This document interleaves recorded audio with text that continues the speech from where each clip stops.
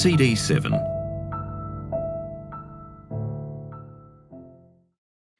Sam really hadn't heard a word of him since the day Tommy left for Newcastle.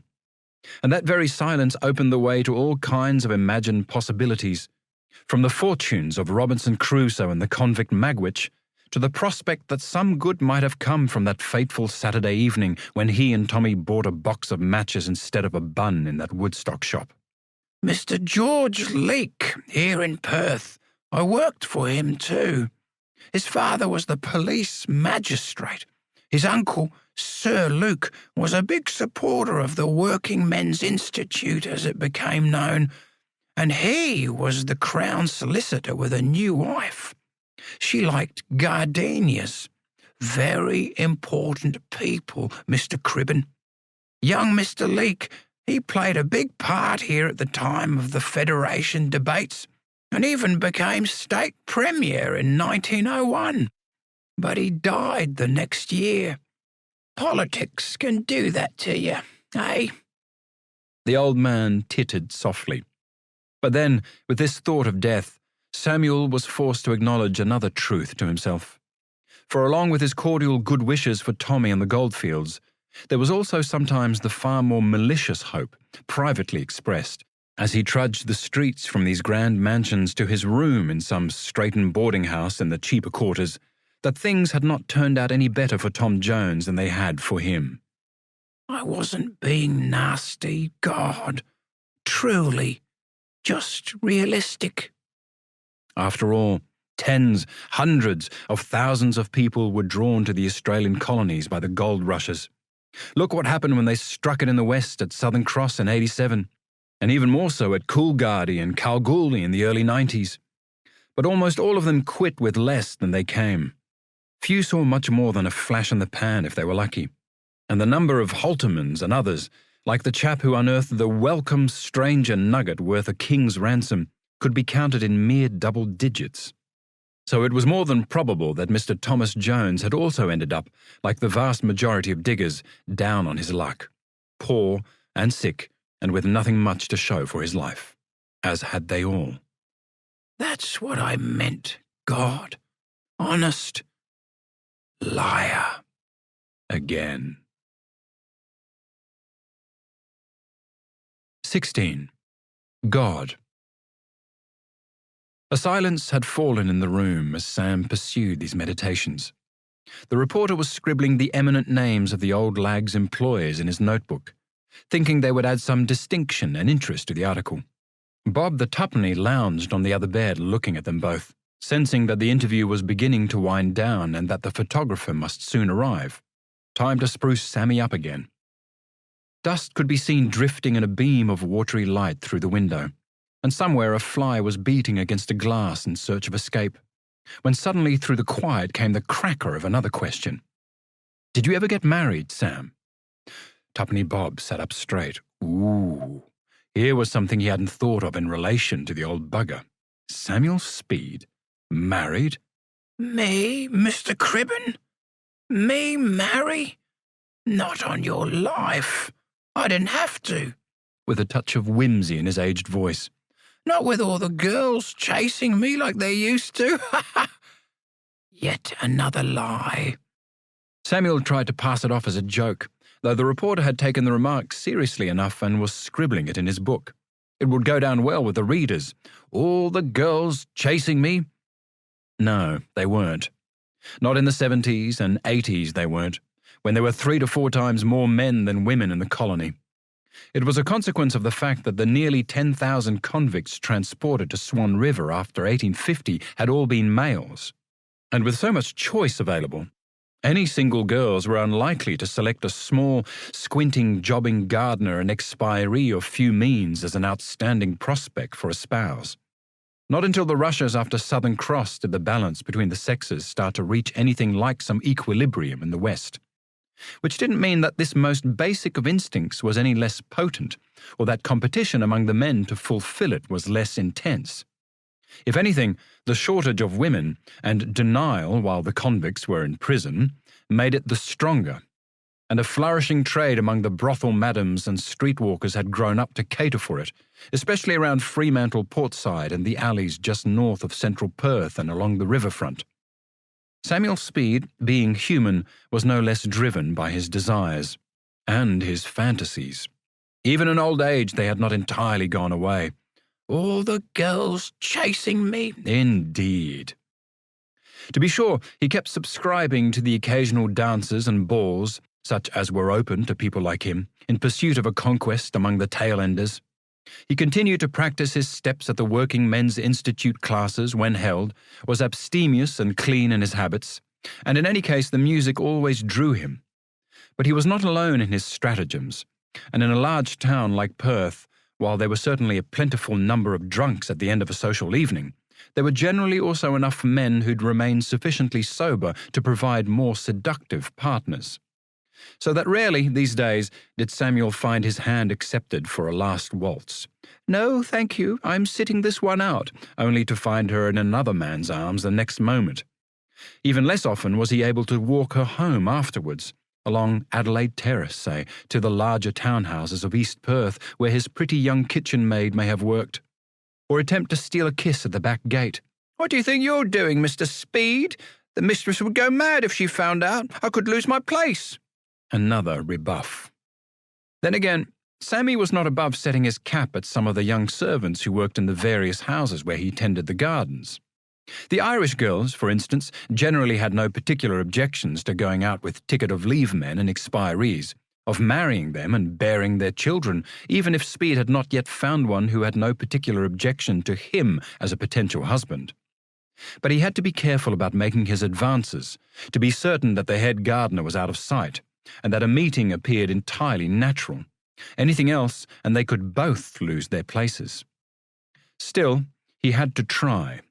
So, of a morning, if Sam were picking apricots or apples in the kitchen garden and Bridie, the new laundry maid, came out with a basket of washing to hang on the line, he'd find a way to work around to her, making a great show of moving the ladder, and, once screened behind a sheet, he'd offer her a piece of fruit with a smirk on his lips and to try to tempt her like some lesser devil in Eden with his Eve. "Oh, Mr. Speed, I don't think you should take a plum just for me.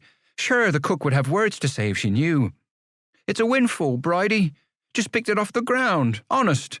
Cook wouldn't want it in the house, and it will only go to waste otherwise. Better off in your pocket, eh? Oh, in that case, give us a smile." And upon her obliging, "There's a dance at the Institute on Saturday week. Would you like to come?" "Well, no, I'm not at all sure I can get the time off. I'll have to ask the mistress." Which she may or may not do. Even if she did, Bridie may or may not go to the dance with him, chaperoned along the street among a party of other young maids and their beaux, as young men a-courting were called in those days. And even if she did go to the dance with Samuel, it was 10 to 1 that she'd walk home with somebody else. "Sure, I missed you in the crowd, Mr. Speed," she would say when they came across each other in the garden a few days later. But he didn't believe her. The cooks in these establishments were usually well aware of Samuel's flirtations, as they knew everything that went on in the house, and would frequently tease him about them. There is nothing like the contest of the sexes to raise a few laughs among the onlookers. "Sam Speed, you sly dog," Cook might say when he brought in a box of potatoes or lettuces for the table, a basket of cut flowers for the house. "I seen you at the clothesline with young Bridie," or Kitty or Ethel or whomever the girl was at the time. "Thought nobody was looking, eh? You'll turn her head, you will," with a loud, embarrassing guffaw. "No, but seriously, Sammy," as she gave him a sandwich to take outside for his lunch, "you want to watch your step with her. She hasn't been out here long and is only young, and I know what you men can be like." If only that were true.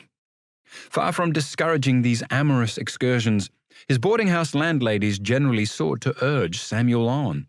The weekly rent included early breakfast and a cooked dinner at night. It cost more than just a bare room, and ate deeply into his wages, but was worth it. He'd never learnt to cook for himself, and it was far cheaper than buying his meals at the local hostelries. "If you don't mind my saying so, Mr. Speed," Mrs. Gurney might say of an evening when he came in late from work, her half-dozen other guests having already eaten, and putting a mutton chop in front of him on a plate kept warm in the oven. "But what you want is a wife." That's true, cutting through the layers of fat to the meat of the bone. I mean, here you are, a nice man in your 30s, is it? Steady worker, not a drinker. You've been with me for, 3 years? Time you found yourself a good woman to look after you, instead of spending all that time up in your room reading books and whatnot. It's not for want of trying, Mrs. Gurney. Trouble is, there are so many others looking for a wife as well. Well, I should try harder, Mr. Speed, if I was you. There'll be someone for you, I'm sure of it. Looks aren't everything, are they? Oh, but they are. In the marketplace of sexual attraction, a handsome appearance is the first unit of currency, followed by a healthy bank book. Old Samuel smiled wistfully at the remembrance and turned his face to the reporter. No, I never married, Mr. Cribben. And suddenly changing tack as another joke came to him, he added brightly, I was a regular 19er. A regular what? I don't know the expression. Don't you? Bit before your time, perhaps.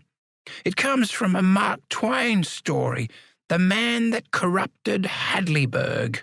The 19 most upright, virtuous families in that town were known as the 19ers, until a trickster comes along and exposes them as hypocrites and frauds. Oh, I see. Well, I lived as pure and sober a life as the 19ers. With all the girls chasing you? Figure of speech, Mr. Cribben. Quick as a wink, this fella really kept you on your toes. And were you a hypocrite too, like the 19ers? Oh. Then smartly, to blunt the inference. If you'd read the story, young man, you'd know that one of the families kept their reputation for goodness. And that was you? I tried, God knows. I did, God. And you know I'm as much of a hypocrite as they all were. Even the last family that was never found out. They knew in their hearts at the end, we are all human. Yes, indeed. For all that, Samuel tried to live decently and honestly to avoid spending even another hour of his life in custody, dividing his time between work, his books borrowed from the library, and the occasional evening lecture or dance at the Working Men's Institute. The primordial tides that drove every species to reproduce itself surged relentlessly on. And they didn't ebb simply because Sam Speed had not found a wife. Thus, of a night time in the darkness under his blanket, he might seek the solitary pleasure of self-gratification, hoping that God wouldn't notice, and knowing it was wrong from everything he'd been told as a boy. But he needed the urgent release, or who could tell what he might not do in frustration. Besides, he still had a good head of hair in those years, and as for going blind, the other great evil said to be brought about by masturbation, he'd been losing his sight in one eye before he ever started doing that. Even so, when that was no longer enough to satisfy, Sam would sometimes find himself driven onto the evening streets in search of other company, a saved shilling or two in his pocket for the necessary. I'm just going to the Institute, Mrs. Gurney, to change a book. Another Dickens, or perhaps, as his reading broadened, the novel Vanity Fair by his great rival, William Makepeace Thackeray. That Becky Sharp sounded a real little corker, like Nelson's Lady Hamilton. Good night, Mr. Speed. You've got your key? As he shut the front door of the North Perth terrace behind him. And he would go to the library in the Institute's new hall not far away in Beaufort Street, telling himself this was the reason for his going out. He'd dawdle over the books and the illustrated newspapers in the reading room, chat to one or two others about the story he'd just returned, confirm the dates for the next social dance and classes, when all the time he knew he was fooling himself, being the hypocrite, and that the moment he went back outside he'd be drawn down to the open ground near the boat terminals or some dark alley off a back street in search of a young woman selling herself. You looking for a friend, dearie? How much? His few coins would change hands, and they'd go off to find some convenient shrub, some midnight crib in a hovel, hidden from the view of everyone except conscience, for several desperate, perfumed minutes of intercourse. This irresistible sexual act that was not love, until Sam had finished, and they would as quickly part ways. Thanks, dearie. See you another time, perhaps. Probably would, if she was still about, when desire once more could no longer be suppressed. Samuel was never able to afford the more expensive bawdy houses of North Perth, and not always the rubber goods some shops sold to protect himself. Hence his need for younger women, in the belief they were less likely to be diseased. But it was ever a risk, and the feeling of sexual relief that came from these furtive encounters was always followed, as he walked home, by a sense of dread that he might perhaps this time have caught the pox, syphilis, gonorrhea. He'd looked them up in the Institute's dictionaries when he returned Vanity Fair. And if he had the symptoms they described, how could he possibly afford the mercury cures he'd read about? Samuel couldn't, of course, which meant that he'd likely go mad and die, which led inevitably to successive sensations of remorse, guilt, and self-loathing. And with that fear came determined promises to himself never to go with street women again, until the next time, when the cycle would begin again. Is there never any end to the struggle, God? But God didn't respond to that question, or to anything else that Samuel may have asked. The only answer the man knew, denial and celibacy, was no answer at all. He wasn't a monk, and in any case he suspected that most of them were as compelled and self-deluded as he was, hiding their human weakness under the blanket of night and secrecy. At such times when he was low, Sam would frequently find himself questioning the meaning of everything he had ever done, asking whether his life amounted to anything at all. Scared and scarred by the years of imprisonment, unloved, approaching 40 and no longer a young man, unlikely now ever to marry. He had his work, which he liked, and he knew his employers respected him as a trustworthy gardener, referring him one to another. But rent and travelling and clothes and his few social pleasures at the Working Men's Institute, not to mention the street girls, meant Sam had very little in his savings bank. Certainly not enough to think about going east to Southern Cross when exciting news of the first gold finds came through, even supposing he'd retained all his youthful strength. Still less with Coolgardie and Kalgoorlie, because by then... The old man suppressed the unwelcome thought. Time enough for that. But still, these new rushes were, for him, more opportunities passed by. And while Samuel would never lose the companionship of those splendid people he knew from his books, the mere act of reading was becoming more difficult. The sight in his bad eye was failing, and even the good eye was feeling the strain of reading lengthy paragraphs of small type by lamplight in his room at night. Sometimes, when he couldn't even think of a joke to mask his depression, Samuel Speed wondered just how long he would be able to go on like this. I was a regular 19er, all right, in Mark Twain's true meaning of the expression, but I won't tell the reporter that. And it was not all without hope.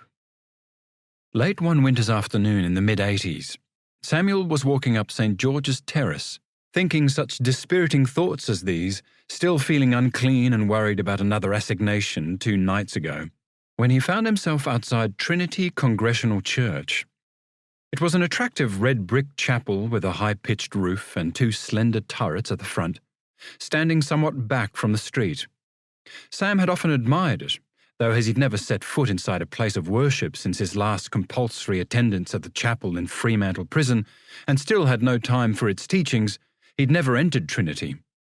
This evening, however, the front door stood ajar, lamplight streaming down the steps, and into the dusk he heard the sounds of an organ playing and a choir singing, one of the old hymns that came back from his Wesleyan childhood.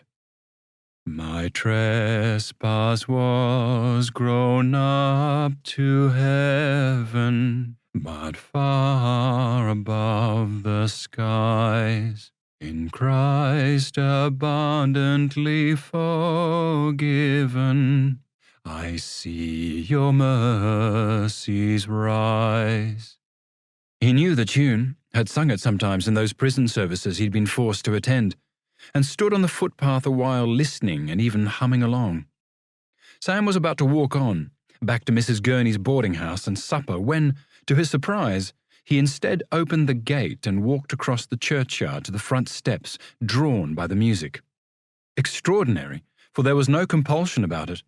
He went further and opened the door a little wider, then crept inside.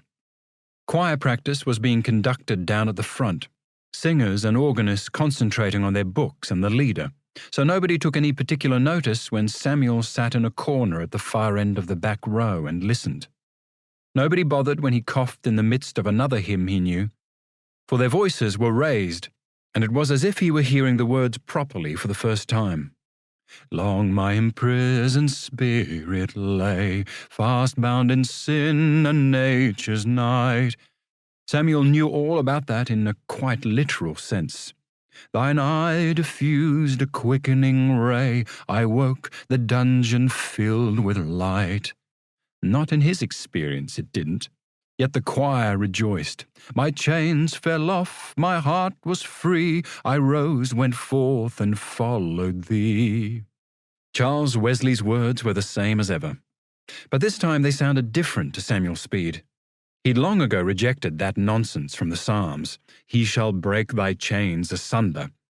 Sam had lain in his prisons for more than 4 years waiting for his chains to break, and nothing had happened.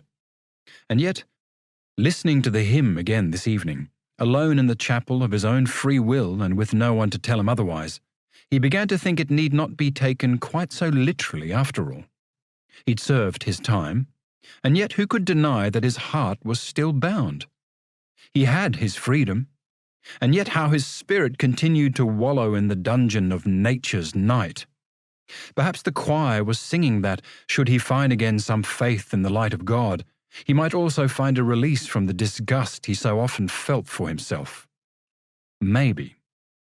Certainly nobody noticed, as the practice came to an end, that Samuel got up from his corner and tiptoed out the door.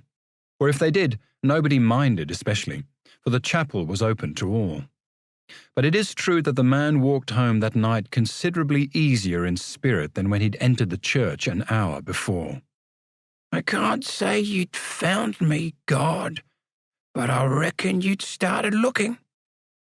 To be sure, it was no miraculous conversion, no blinding moment or quickening ray on the road to Damascus, but the start of a journey that took Sam in halting steps from the depth of self-hatred and the feeling there was no love for him here among mankind, except in payment for a shilling, to a belief that he was more than the sum of his parts and that he had the love of the divinity to sustain him, even in his wretchedness. God is love. The words of the framed text that had hung on the grubby walls of the workhouse above his bed as a child came back to him on that first evening. He sat in his room after he'd eaten, Mrs. Gurney scolding him for having been very late, Vanity Fair unopened on his table, thinking over the experience of the last few hours, the chapel, the choir and the joyous organ as they repeated the last lines of the verse, My chains fell off, my heart was free. Everything quiet and still, save for the music of the hymn hanging in the air, and the feeling of serenity that came over him when he heard the words as he'd never understood them before. God is love. He'd not thought about it much, except as one of those platitudes that stood like signposts through life, carrying a general nub of wisdom but with no particular relevance for himself. Suffer the children, look before you leap, that sort of thing. But now, as memory of the stained little text came back to him, Samuel began to ponder the meaning of it as an adult and not as a child. And when at last he undressed and went to bed, lying awake thinking in the darkness until he fell asleep, the words kept recurring, even in his dreams. So that when he woke next morning, it was with a sense in the dawn that the love it spoke of was the light that had filled the prisoner's dungeon, and that even if nobody else cared for him in the world, he at least had that. This feeling of calm, of relief, was it? That he was not entirely alone, however worthless he sometimes felt, stayed with Samuel for the rest of the day, and the days after that, until it began to settle into some kind of conviction. So much so that, come Sunday morning, he put on his best set of clothes, the ones he wore to the dances, and went back to the church.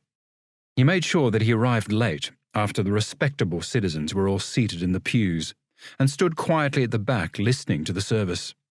He noticed 1 or 2 fellows that he knew, expirees all, and nodded to them in recognition.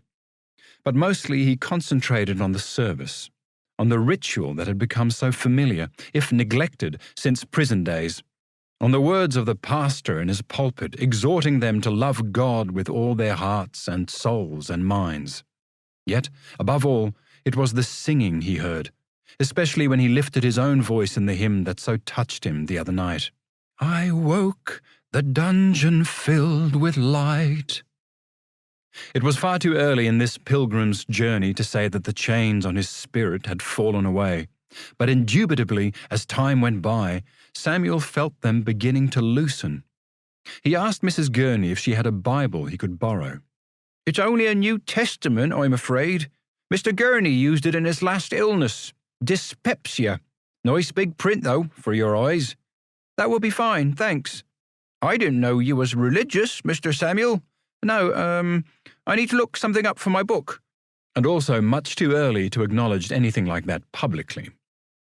Still, he kept the late Mr. Gurney's testament on the table by his bed, reading a page of it every night before blowing out the lamp. Not as he had done with those schoolmasters in prison, as an exercise in duplicity to gain access to the library, but rather for its own sake, to see if it could further illuminate those thoughts that had so stirred him in the chapel. He'd lie in the bed, hands behind his head, pondering what the minister had said last Sunday, and finding the same text spelled out as he read through Matthew. Thou shalt love thy God. And it made perfect sense. Naturally, if he believed that God loved him, it was only right that he should try to love God back with all his heart and soul and mind. Unlike anyone Samuel had ever loved before, except, perhaps, the Irish girl with the flashing eyes he danced the polka with at Bustleton, though it had never been returned. That and the faint presence of his mother, now almost forgotten, he sometimes sensed in his dreams. No, this was not as he'd read the Testament in jail. There it was all mouthed by rote in an underhanded way, pretending to stumble over the words in order to persuade the chaplain to let the schoolmaster keep visiting him in separate confinement. Now Samuel was trying to understand what the words meant to him. And besides, he still had his library books. He'd started reading novels by some of the women writers of the day. Jane Eyre, for instance, which Sam enjoyed not just for the romantic story, for she got her Mr. Rochester in the end, but also because her trials at Lowood School and of finding herself lost and forsaken on the moors reflected something of his own experience in life. Jane Austen he didn't care for as much. Her characters belonged almost entirely to a world he knew nothing about, and their problems seemed trivial. Why should Elizabeth Bennet take such profound offence simply because Mr. Darcy wouldn't dance with her? Samuel had to put up with that sort of thing at every social event he attended. She just had to persist, like he did. Though, on reflection, he acknowledged it might be different for young women than it was for young men. And then again, there was this other book. Old Samuel heaved a sigh and dragged himself back to the present. Have you ever read the story of Silas Marner, Mr. Cribben? Hey? No, Sam, I don't think I have. It's a good book, by a fella called George Eliot, except that he's a woman. Pen name. She was really Mary Ann Evans. I must have a look at it. You do that. She's a fine writer. You want to watch out, or the ladies will be taking your job away from you. The memory of how he found Silas was quite clear. It was the first book Samuel ever bought for himself. He'd kept up his church-going, not every Sunday, perhaps, for there were inevitably still those times when he felt himself defiled. But they were sufficient to get himself recognized as a regular member of the congregation, earning a smile from some of the women as they left, a nod from one or two of the men, and a handshake from the pastor as he went out the door. There was always a reserve about this, a slight distance, for everybody knew without being told that Mr. Speed, like several of their other members, had once been Bond. He, like they, always sat in the back pews. But as part of Christ's, the Good Shepherd's flock, they understood it was their Christian duty to welcome Samuel into their communion, if not quite their hearts. He began to attend one or two of the social activities, the annual Sunday school picnic. Indeed, in March of '88 he donated a sum of 2 shillings and 6pence to the Sunday school appeal to help flood victims at Greenough to the north, near Geraldton. It was a small sum in the scheme of things, though large enough for him, and sufficient to get Sam a little more purchase among the worshippers. He attended a church musical evening that was very pleasant, but nothing like the exhilarating dances at the Institute. And then one Saturday he went to a church bazaar, run by the ladies as a fundraising effort in the Sunday school hall, for some thought was being given to building a new church in front of the old one, with the increase in population following the first gold strikes. Samuel spent a happy enough hour browsing among the fancy needlework stalls, the cakes, potted plants, and morning tea tables. There was nothing he particularly wanted to buy, until he came to the White Elephant stall selling second-hand books and other knickknacks. Rummaging through the goods, he picked up a copy of Silas Marner, the Weaver of Raveloe, in pretty fair order apart from a few dog-eared pages and some slight stains on the cover and binding. Still, quite readable, and leafing through it, Sam found himself becoming engrossed in the tale of this gaunt, pale figure in black carrying his bundle of woven cloth through the landscape, peculiar of appearance and with poor eyesight, just like himself. A man who, also like Sam, was accused of a crime he didn't commit and was cast out from his community, until he ended up at a distant village, living in a cottage near the stone pits, withdrawn into his loom, miserly, in despair and anger with himself and the world. Here was somebody that Samuel not only recognized but understood might have been himself. "How much do you want for the book?" he asked the lady behind the table. "I was looking for sixpence," Mrs. Collins replied, "but it's somewhat worn, and I recognize you from our congregation. Would threepence be all right?" "Yes." Samuel searched his pocket for the coins, passed them over, and stood beside the table, still reading. He was holding the book very close to his face because the bad eye was watering. The light in the hall was rather dim and the print was quite small, even for the good eye. "It's Mr. Speed, isn't it?" Mrs. Collins ventured once more. She was a kindly woman of about his own age, dressed in grey with a frilled apron to show that she was among the helpers. "Yes, Samuel Speed. Forgive my being personal, Mr. Speed, but I noticed you're having a little trouble reading. It's the light, and me eyes, not what they were. It's just that we have several pairs of used spectacles here on the stall, all in good order with no damage to the glass, and I thought that if there were any that suited your eyes, they may be of some assistance." "That's kindly of you, madam," Samuel replied rather formally, touched by her thoughtfulness. "I never considered glasses. New ones are a bit out of my reach. Well, try these on and see what you think."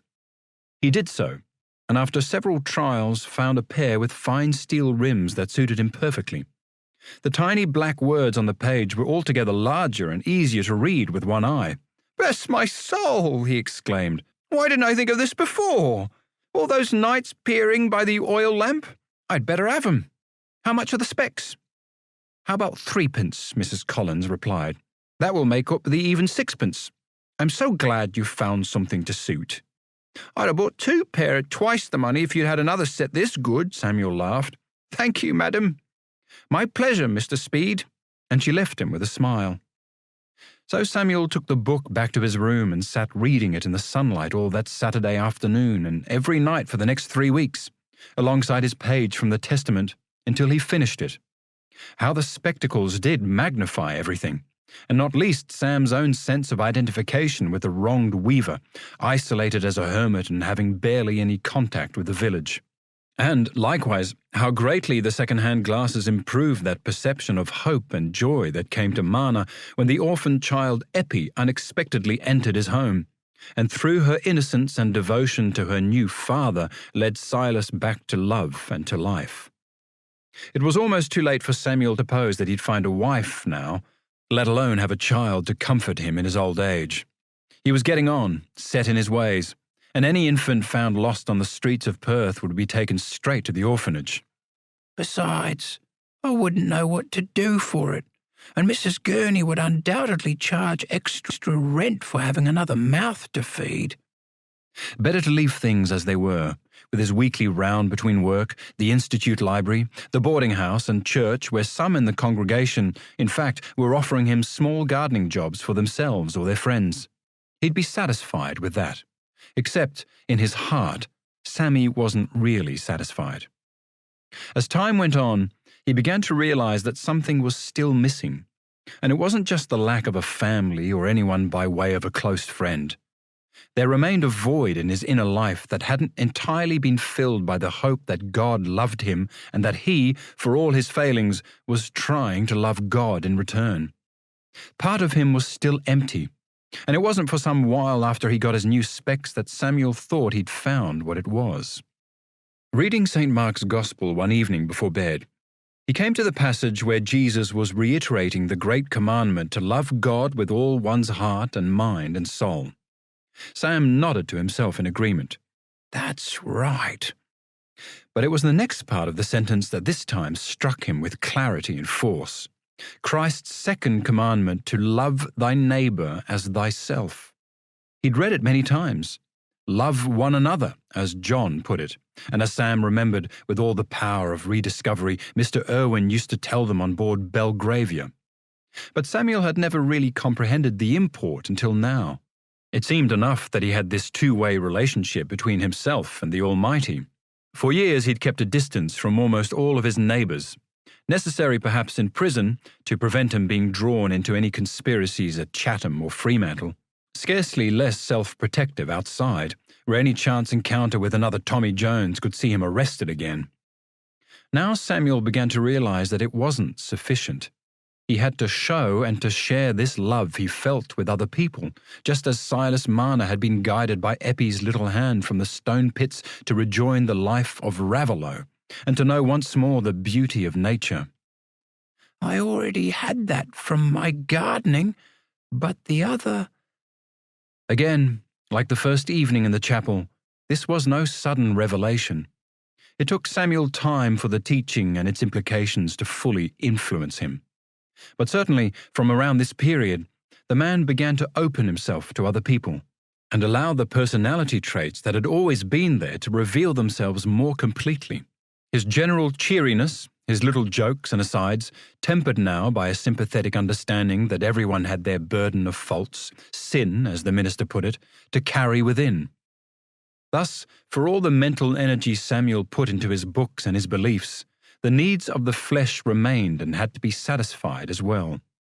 There were still those evenings of solitary pleasure under the blanket, and occasionally a dark rendezvous with the harlots in a back alley, followed inevitably by shame and a determination not to do it again, though knowing that he undoubtedly would.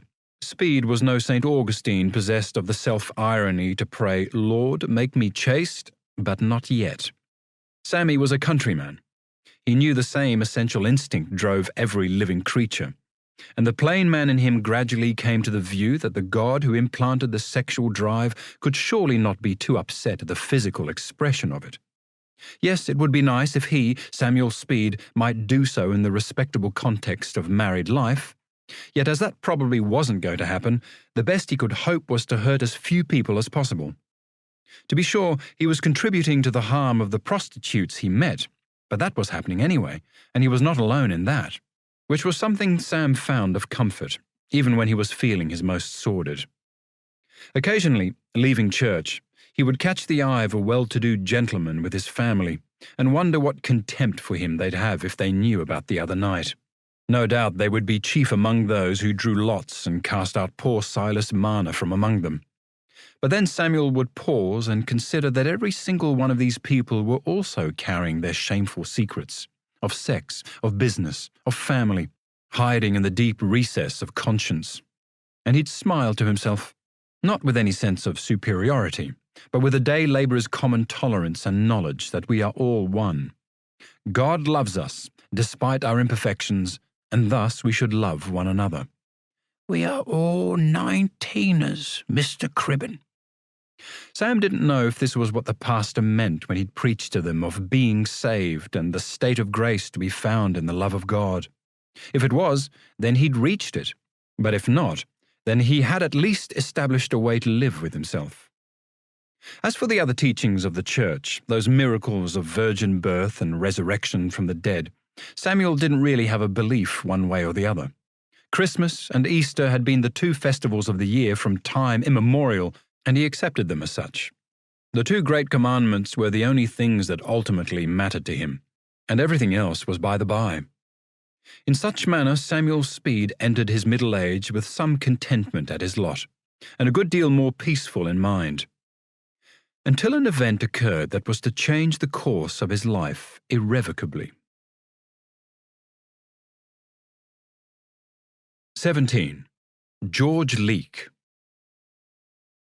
In the autumn of 1889, Sam Speed had an accident that put him out of work for several months and left him destitute. He'd been working in the garden of a house owned by George Leake and his wife in St. George's Terrace, helping to cut, remove and stack the overhanging limb of an ancient jarrah tree that had broken away in the night and crashed into the flower bed. It was heavy labour, especially working at one end of a cross-cut saw, for the timber was thick and dense. They'd stopped for an early lunch, and when the head gardener left to enjoy a smoker and returned the empty plates to the kitchen, Sam went off to finish loading the wheelbarrow. Stupidly, with his bung eye, he tripped over a log, fell heavily onto the sharp edge of another and sprained his knee.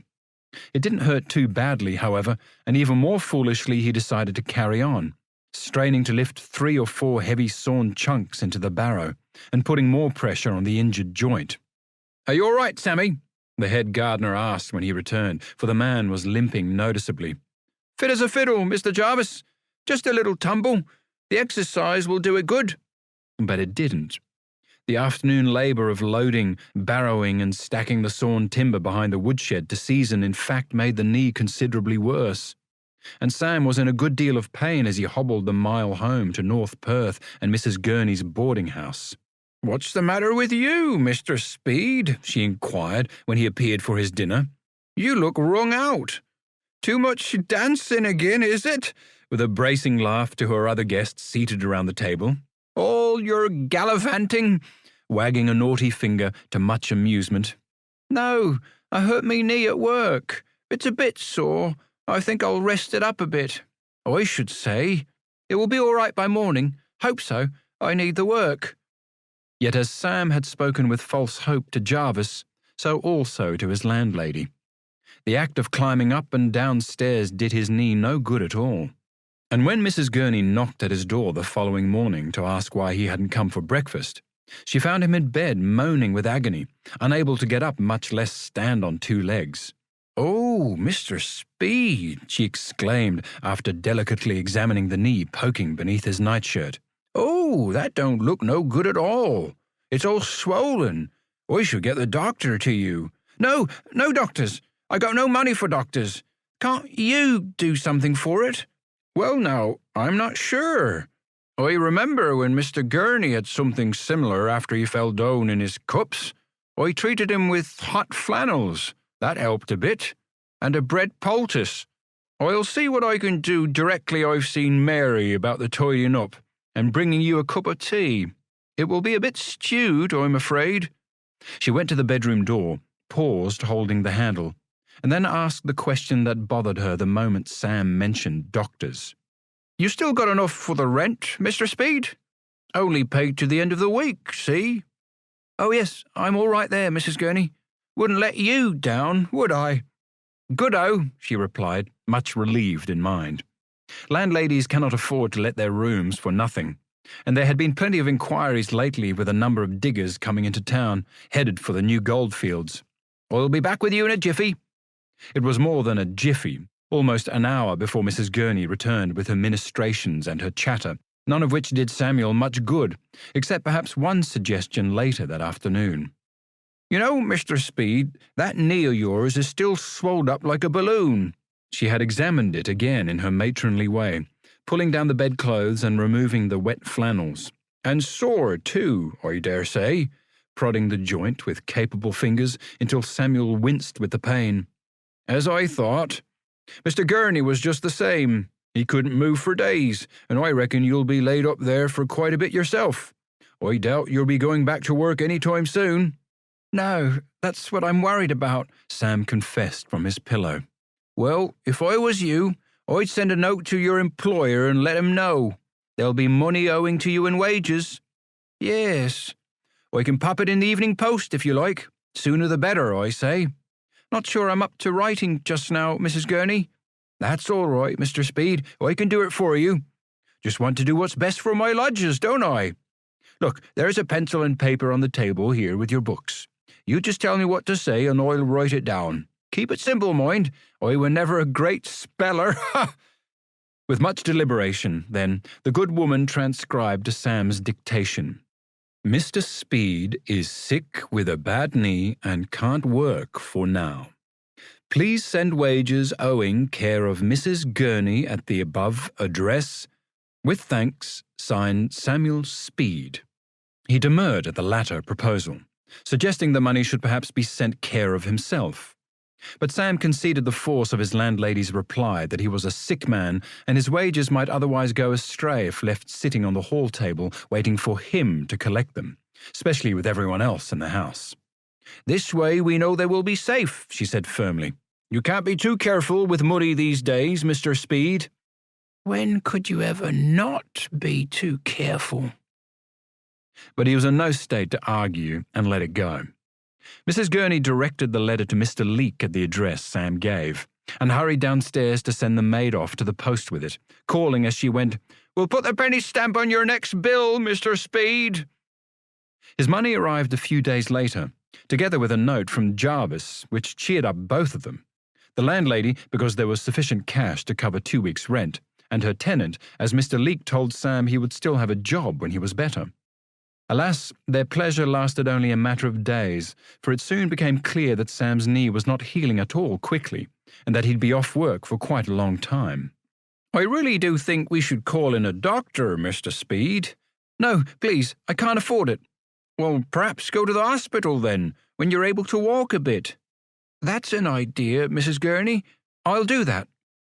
It was a good week or more after his accident, however, before Sam felt strong enough to make his way downstairs and, with the help of a stout walking stick, formerly the property of the late Mr. Gurney, limp the mile or so to Murray Street and the Old Perth Hospital. It was a distance he normally covered quite briskly. Today, it took him an hour and a half, shuffling along through the city crowd, with frequent rests leaning against the shop fronts. It was far more than his knee could manage so soon after the injury. The joint had swollen badly again and was hurting like hell by the time Samuel found a seat in the waiting room, eventually to be examined by a young physician dressed in striped trousers, starched shirt with wing collars, cravat, and a frock coat. I sprained it real bad, Doctor. It's rather more than a sprain, I'm afraid, Mr. Speed, he said, not unkindly. It's arthritis. What's that when it's at home? A kind of rheumatism, you might call it. It comes from years of putting heavy strain on the knee joint and wearing the cartilage down to the bone. I imagine you've done your share of hard labor over time?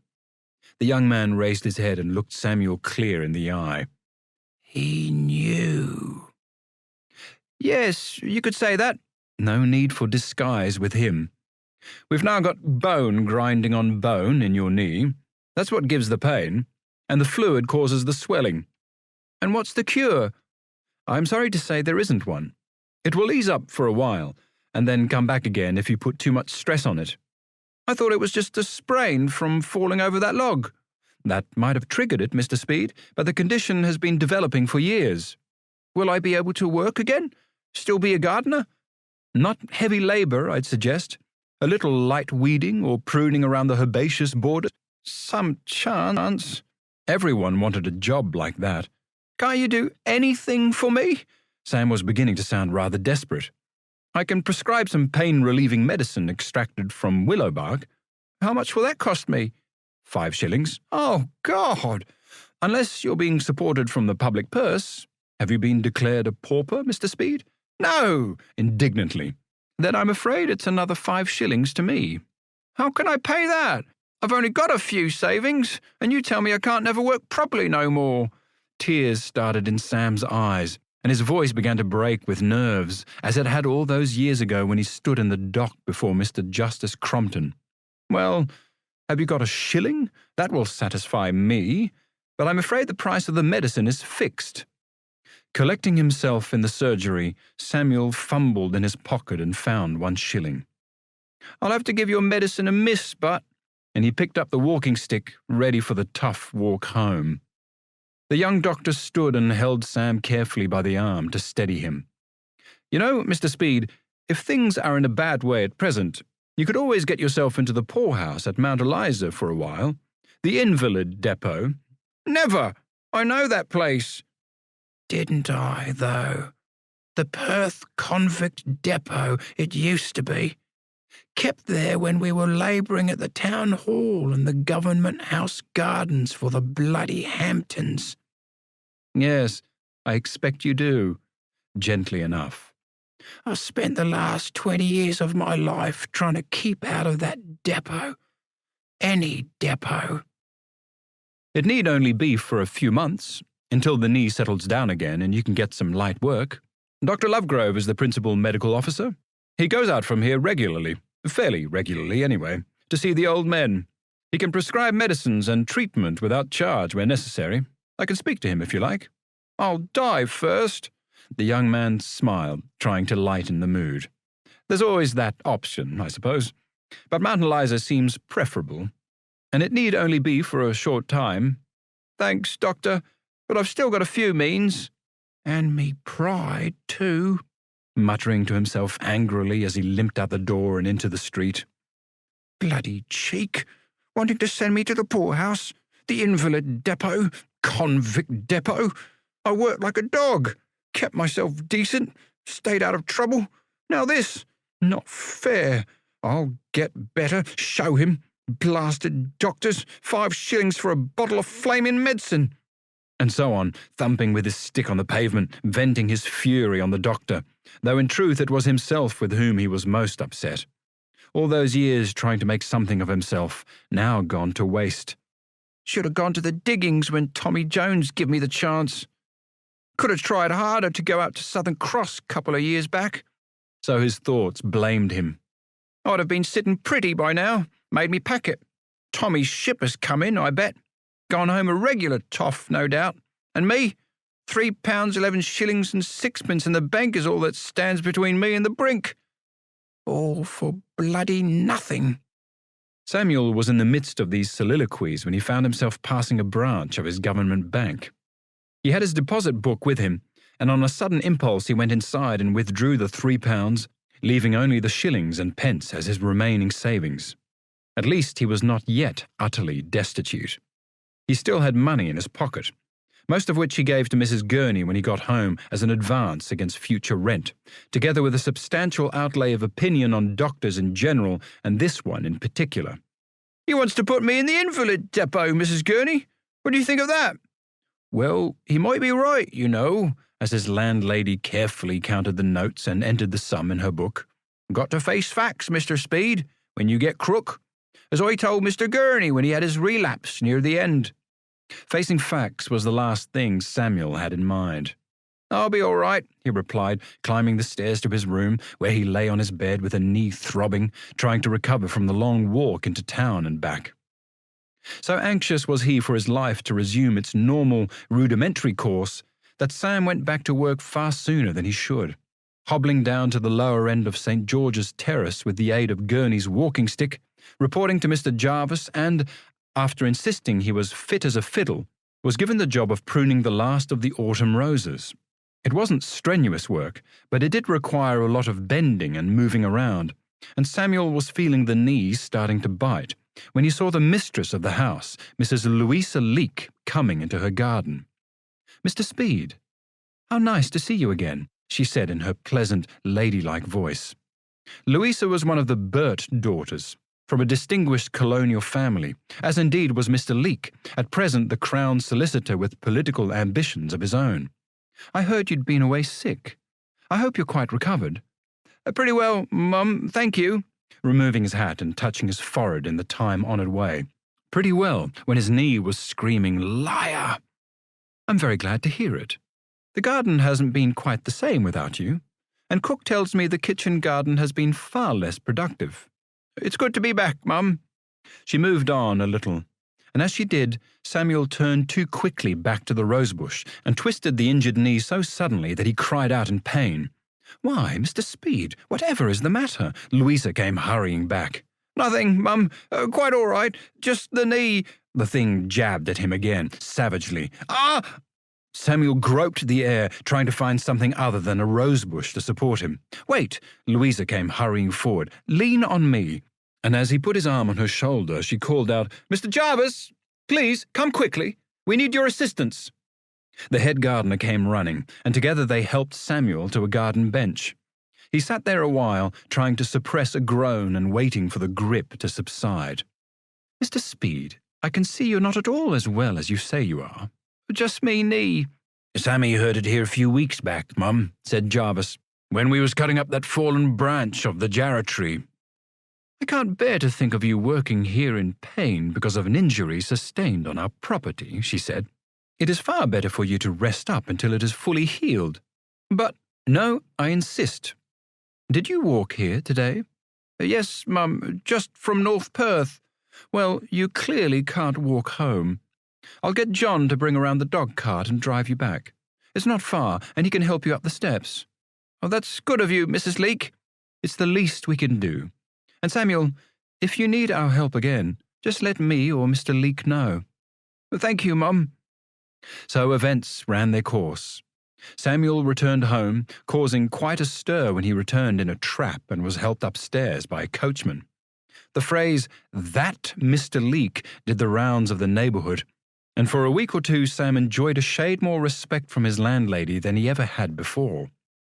He was laid up in his room waiting for the knee to improve, reading Silas Marner again and his daily pages of the Testament, missing his Sunday outings to the church and the regular visits to the Institute Library, with the occasional detour to the street girls, trying to pray to God to make the knee better, but knowing that it wasn't going to happen quickly, and that even when it did, he would have long run out of funds.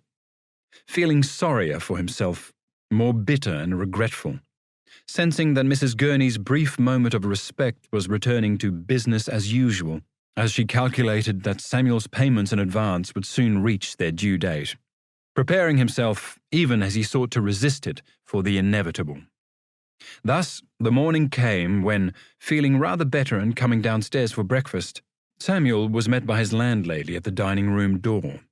"Oh, Mr. Speed, just a quick word, if I may. I was wondering what arrangements you've made. Your rent only goes until Saturday, and after that—" "I don't know, Mrs. Gurney. I've only got 11 shillings left in the bank." "That will cover you for a few more days, Mr. Speed, but after then, what? I can't afford to extend terms, you know. Mr. Gurney always told me never give credit, Lena, and he was right about that, if not much else. Every day I get an inquiry from some prospector or other, so—" She was met with silence. So I was thinking, Mr. Speed," as she supplied the answer to her own question, "that it's getting near time you listened to the good advice of that doctor you saw at the hospital." "Yes," at length and with a deep sigh. "I'll have to think about it, Mrs. Gurney." He ate his porridge stoically, knowing that the eyes and thoughts of every boarder at the table were upon him, for they'd heard their landlady's voice clearly at the door, looking at him not in embarrassment necessarily, though that might have been her intent, as warning, but rather with a kind of sympathy, a fellow feeling that this might one day be them. As Samuel had often felt sadness and relief in his turn when he saw another, whose feet were clinging to the lower rungs of society, find the supports break and fall to the bottom of the ladder. No help for it now, nowhere else to go. And therefore, later that morning, Sam Speed shuffled slowly back into town and along St. George's Terrace until he came to the building that had the brass plate Leake and Harper Solicitors at the entrance. He climbed a wide stone staircase, holding the cast-iron balustrade for balance, to the first floor and entered the office. "Can I help you?" inquired a young man, one of the articled clerks. "My name is Samuel Speed. I was hoping to see Mr. Leake. He knows me." Sam added the last phrase hurriedly to establish his bona fides. The clerk eyed him up and down. A poor working man, obviously, not the sort of client the firm usually had through the doors, but clean and fairly neat. And Mr. Leake was the Crown Solicitor, an important legal officer, and who knew what cases he might be involved with? "Mr. Leake is in court at present, but he will be back directly if you'd care to wait." Sam took a seat near the outer door, where his late employer would be sure to see him when he entered the office, which he did within the half hour, bustling through carrying his wig in one hand and black robe slung over his arm. A clerk followed with his briefcase, and trailing behind came all the ghosts suddenly awakened in Sam's mind from his lordship's courtroom at Oxford. He'd seen men in wigs and black gowns before. He knew what they could do, and was at that moment seized with Mr. Leake's official importance. Surely he'll be able to help me. And who's this? Asked the Crown Solicitor, pausing before the man whom he vaguely recognised. Mr. Speed, sir. He says you know him. Do I? Yes, sir. I work in your garden sometimes. Hurt myself recently. Oh, of course. My wife mentioned it to me. Samuel, isn't it? And what can I do for you? Begging your pardon, sir, I was wondering if you could write a letter for me. What kind of letter? Please come into my room and tell me. Samuel followed him into the inner sanctum, sat delicately on a carved chair in front of the desk, and related the circumstances of his injury, the long time his knee was taking to heal, and the fact that he was now almost destitute. I've only got a few shillings left, sir, and they will run out by early next week, and after that, nothing. I'm very sorry to bother you, but Mrs. Leake said to ask if I needed help. Well, of course I'd employ you immediately, Samuel. My wife speaks highly of you, but with your knee as it is, it's not that, sir. I was wondering if you could write a letter for me to the authorities asking if they could find me a place at Mount Eliza, at the depot. Just for 2 or 3 months. I don't know who else to ask. Course I did. Just turn up at the door. But a letter from Mr. Leake would carry more weight like and get me in. Well, that would be Mr. Dale, that's right. Superintendent of Poor Houses at the Colonial Secretary's office.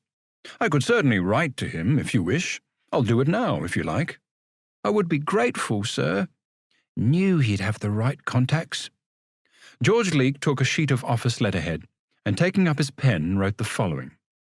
The bearer, Samuel Speed, is anxious to get into the invalid depot for 2 or 3 months. He has lately been in my employ, and unfortunately met with an accident and sprained his knee. He is now quite unfit for work, and having been laid up for several weeks, is quite without means. I have no hesitation in saying that he is a man worthy of assistance. I should employ him if he were fit for work.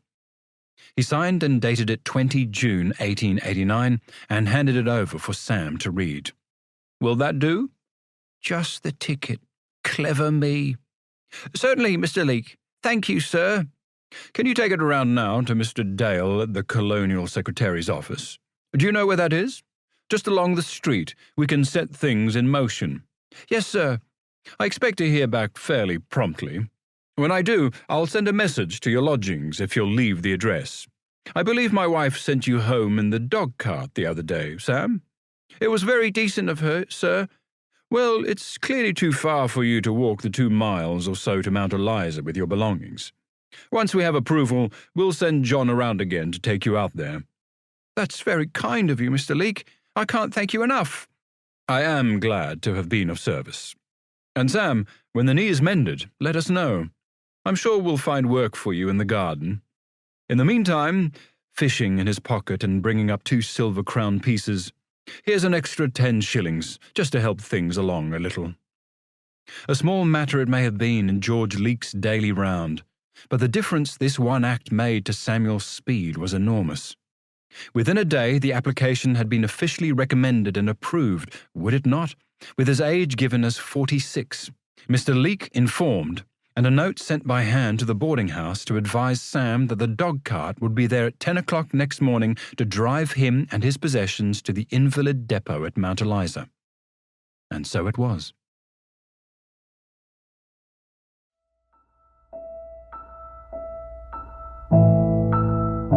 This is the end of CD 7. The book continues on CD 8.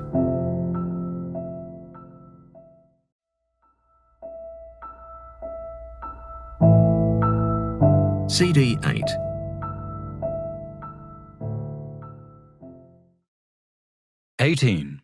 The depot.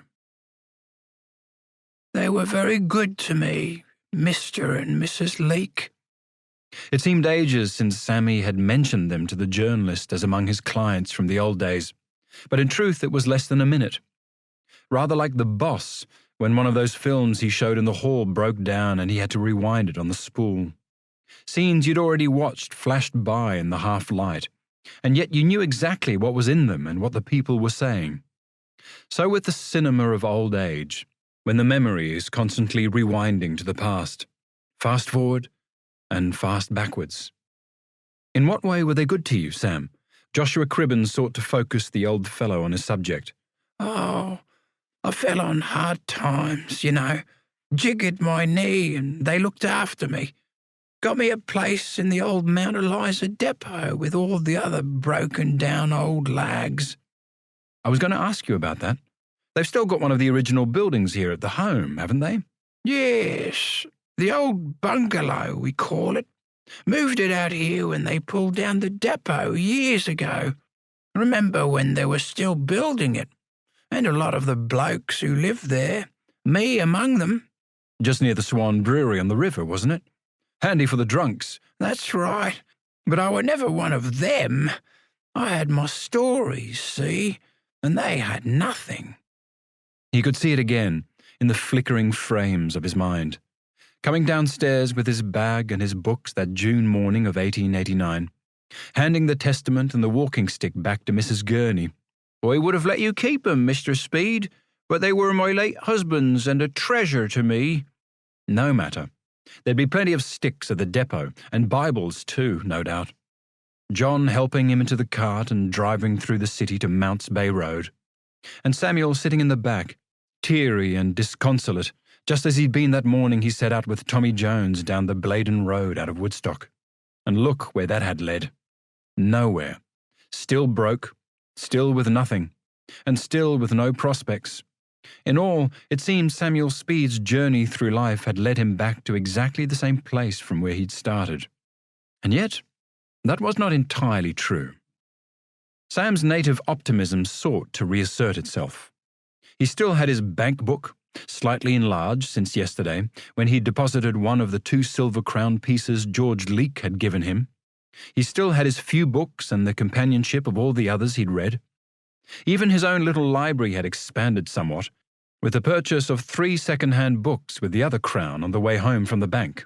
Moby Dick, Tom Sawyer, and a copy of John Boyle O'Reilly's Moondine, which Sam had already read from the Institute Library, but wanted for himself as a keepsake of a man at a time he had known.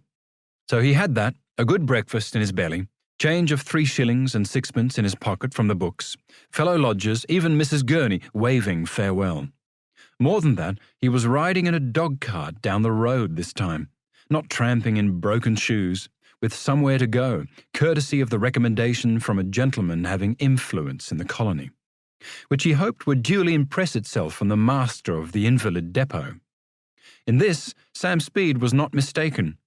His instinct to seek George Leake's protection had been spot on, and 25 years ago he'd known nobody of any influence to assist him whatsoever, not even the workhouse night porter. The depot had started in the early 50s, at the same time they were building Fremantle Prison, as a Perth base for those convicts sent upriver to work on government projects in the town.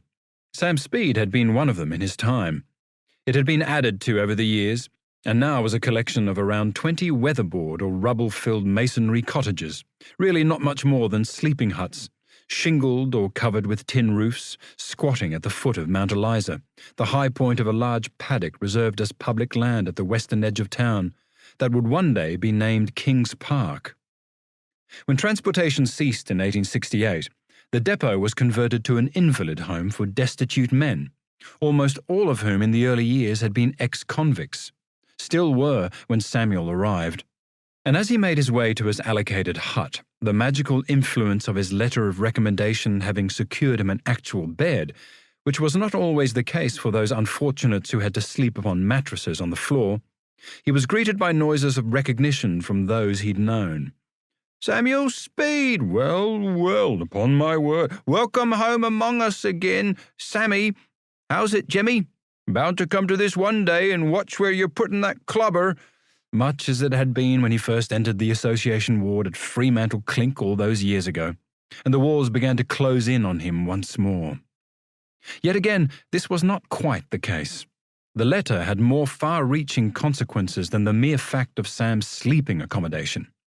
For the first 20 years of its existence as an invalid depot, the place had suffered from a succession of incompetent or unsuitable masters, some of whom had even been accused of selling food for their own benefit, and the place had developed a pretty unsavoury reputation. All this had apparently changed a couple of years ago, with the appointment of Mr. John Price Wade as the master, a man who took his position seriously to the point where he adopted a high cocked hat, boots, tight trousers, and a swallowtail coat as part of his official costume, quite like the Beadle in Oliver Twist. And with Mr. Bumble, he asserted his authority with zeal, though for the most part leaving the actual day-to-day running of the place in the bullying hands of the orderlies, matron, and a couple of nurses. Discipline and display was his forte. Now, a man of much self-importance is naturally very deferential to those of even greater consequence in the official hierarchy above him. And when Mr. Wade received an instruction to admit Samuel Speed to the depot on the basis of a recommendation signed by the superintendent of poor houses, the Crown Solicitor, and the Colonial Secretary, no less, he jumped. Samuel had his undivided attention from the moment he presented himself at the door, having been driven in Mr. Leake's dog-cart. Any complaints, and the roof could fall on the master's head. Of course, Mr. Wade would be happy to accommodate him for the short period of 2 or 3 months, was it, until he got on his feet again? They all said that on arrival.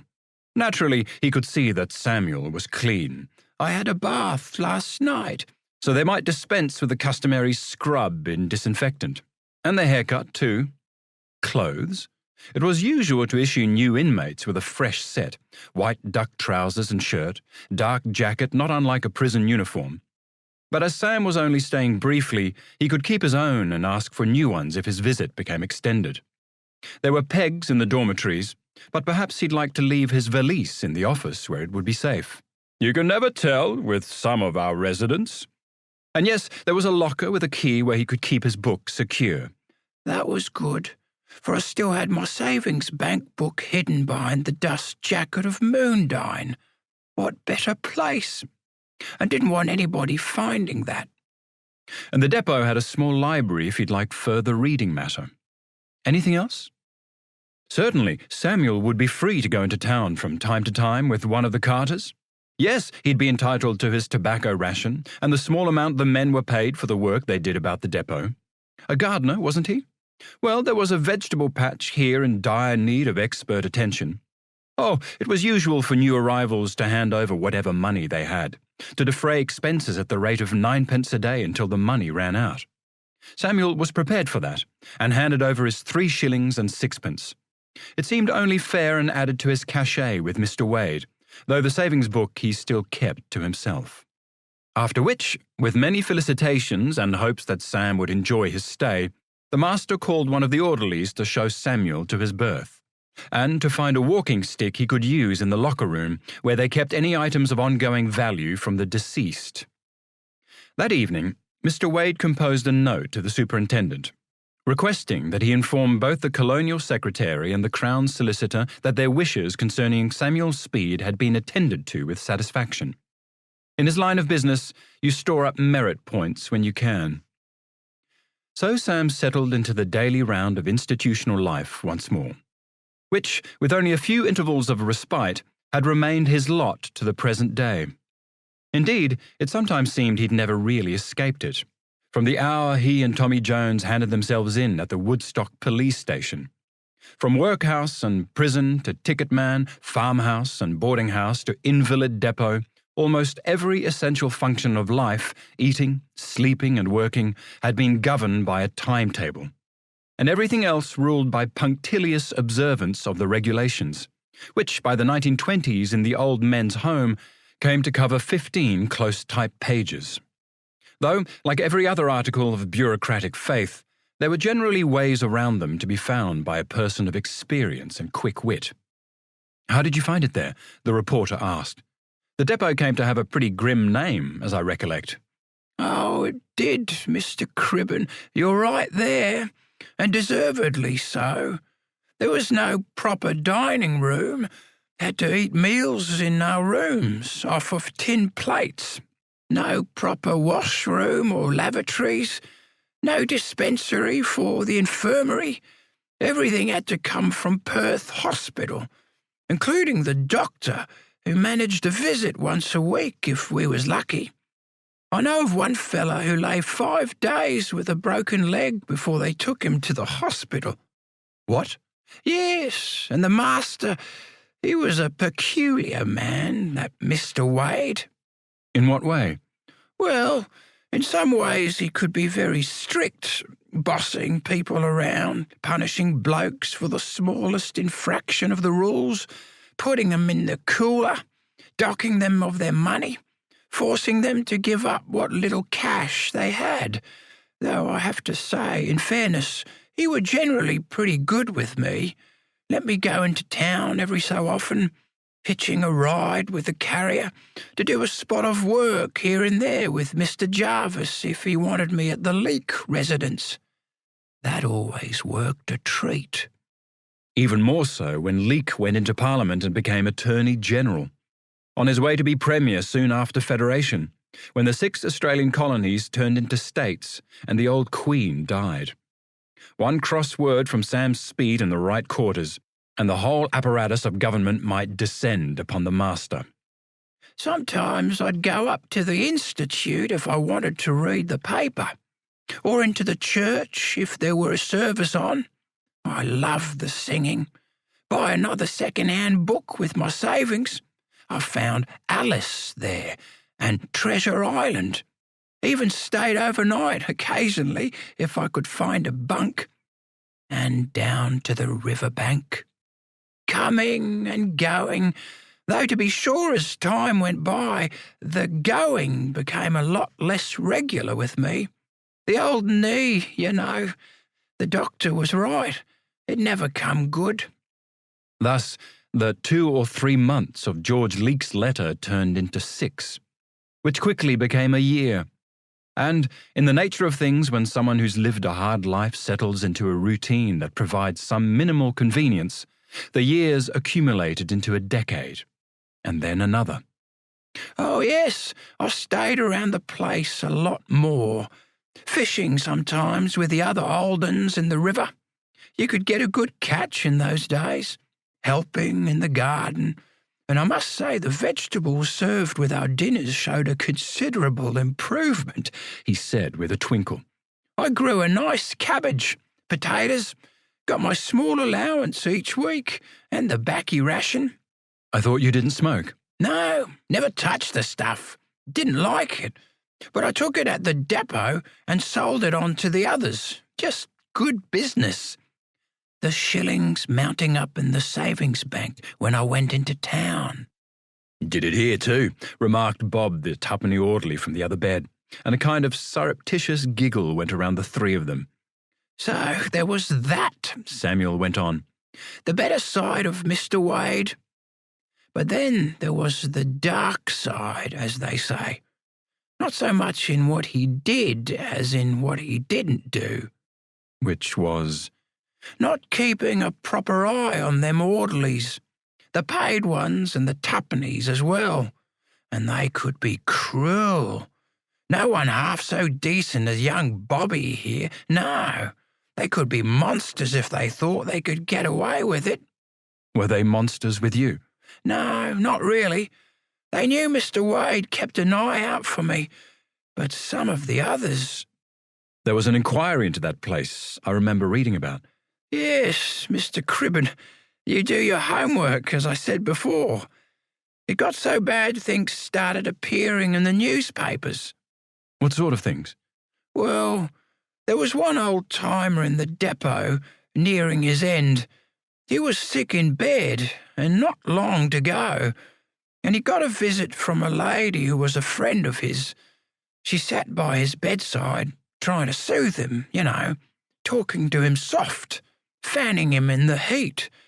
But there was no damp sponge to wipe his forehead, no towel, Not even a glass of water for him to sip and ease his thirst. Nothing. And so she sent someone to ask the orderly for a glass of water, and he refused to give it to her. Said it was against the regulations. I ask you, how cruel was that? And that poor old fellow went to his maker without even a drop of water to moisten his lips, because they said the rules didn't permit it. They put that in the paper. "Struth," Bob the Tuppenny exclaimed. "I never heard of that before." "Yes, old mate," Sam continued. "People can be very unkind to aged folk. It's just that some show it more than others, except perhaps for rich old uns." "And not always then," observed the journalist, thinking of the recent homicide of a wealthy widow at the hands of her relatives. "Too right, Mr. Cribben. Mount Eliza could be worse than what happened to the old chap who died without his glass of water." "How much worse?" "An old bloke, name of Bob Douglas, came into the depot in the late 90s, I think. Yes, from Northam way. It was just before that inquiry you mentioned. In fact, his treatment triggered the whole thing, and eventually led them more or less to build this new place out here on the river at Dalkeith. Remember it well." He drifted off into a quiet lagoon of recollection, until both the journalist and the orderly could bear the suspense no longer and asked at the same time, "What happened to Bob Douglas?" "Oh, yes, I was telling you, wasn't I? Well, he came into the depot late one autumn suffering, so he said, from yellow jaundice. Could have been, too, which can be rather contagious. But instead of putting him in the infirmary with the nurses, they stuck Bob Douglas on a hard mattress on the floor of a sleeping hut that had 70 other men in it, all sleeping on the floor. Some on raised stages either side, and some, like Bob Douglas, in the well, as it were, down the middle of the room. It was terrible. He had trouble walking. Blokes had to lift him and carry him outside to the toilets, such as they were, wash him. It was a week before that Dr. Lovegrove came out to see him, said he had cirrhosis of the liver and didn't prescribe anything much by way of medicine to ease him. Bob couldn't keep his food down. Well, the tucker wasn't suited for a man in that condition. He needed soups and soft porridge, and still he lay on that mattress, getting weaker and filthier, for nearly 3 weeks. Can you imagine? It wasn't until a few days before he died that they carried Bob into the infirmary, and not until the actual day that Dr. Lovegrove bothered to come out and see him again, by which time, of course, it were too late. "That's terrible." "Yes, and just to rub salt into the wound, Bob Douglas came into the depot with something like £3 10 in his pocket. A lot of money, even in these days. So they took 18 shillings of it to pay for his board, if you could call it that, and handed the rest over to the government." "Didn't he have any family to leave it to?" "Don't know, Mr. Cribben." "Then in that case, I suppose—" "You may say that, sticking up for him. But I tell you, it riled some people enough to write to the paper, and they put it in an article. Yes, said that Mr. Wade was like some character out of Charles Dickens, which were true enough, and blamed him for what happened to Bob Douglas, which weren't true, because he was away at the time and his assistant, so-called, was in charge. Called him incompetent and should be sacked. Of course, they didn't do that, but had this inquiry you spoke of instead. Bit of a whitewash by Mr. Rowe, the police magistrate, I reckon. Only lasted 5 or 6 days. Called quite a lot of witnesses from among the inmates." "You?" "No, not me. There were no way I was ever going to give evidence to the beak again. But in the end, they exonerated Mr. Wade of cruelty and put the blame on the orderlies instead." "Course they did," remarked Bob the Tuppenny with feeling. "Ah, it was right enough, Bob. But the inquiry was very critical of Wade for not supervising the place properly. and also of the doctor, who they said should come out at least once a day to hear any complaints about the food and everything, not once a week and then just a quick walk through the infirmary. Spoke very sharp about the lack of hygiene, toilets, vermin, no dining hall and overcrowding because of all those failed diggers coming back in from the goldfields. Said there should be a new place built for destitute old blokes like me. And in due course they built it out here. Took 'em 8 years. But yes, we came out here in 1906 and they pulled the old place down. Altogether different now. Much better, if a lot further from town. Though Mr. Wade, who came with us, remained much the same, I have to say.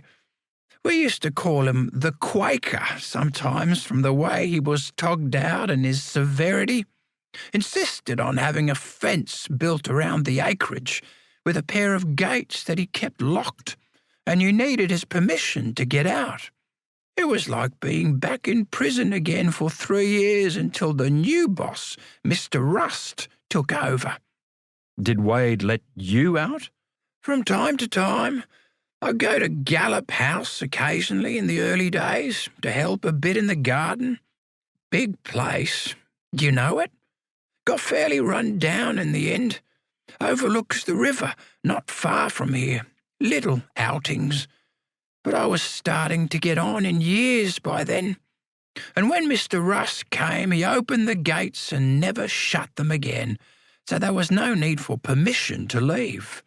Besides, we started getting visitors. The concert parties, did I tell you about them? Coming from town in a ferry.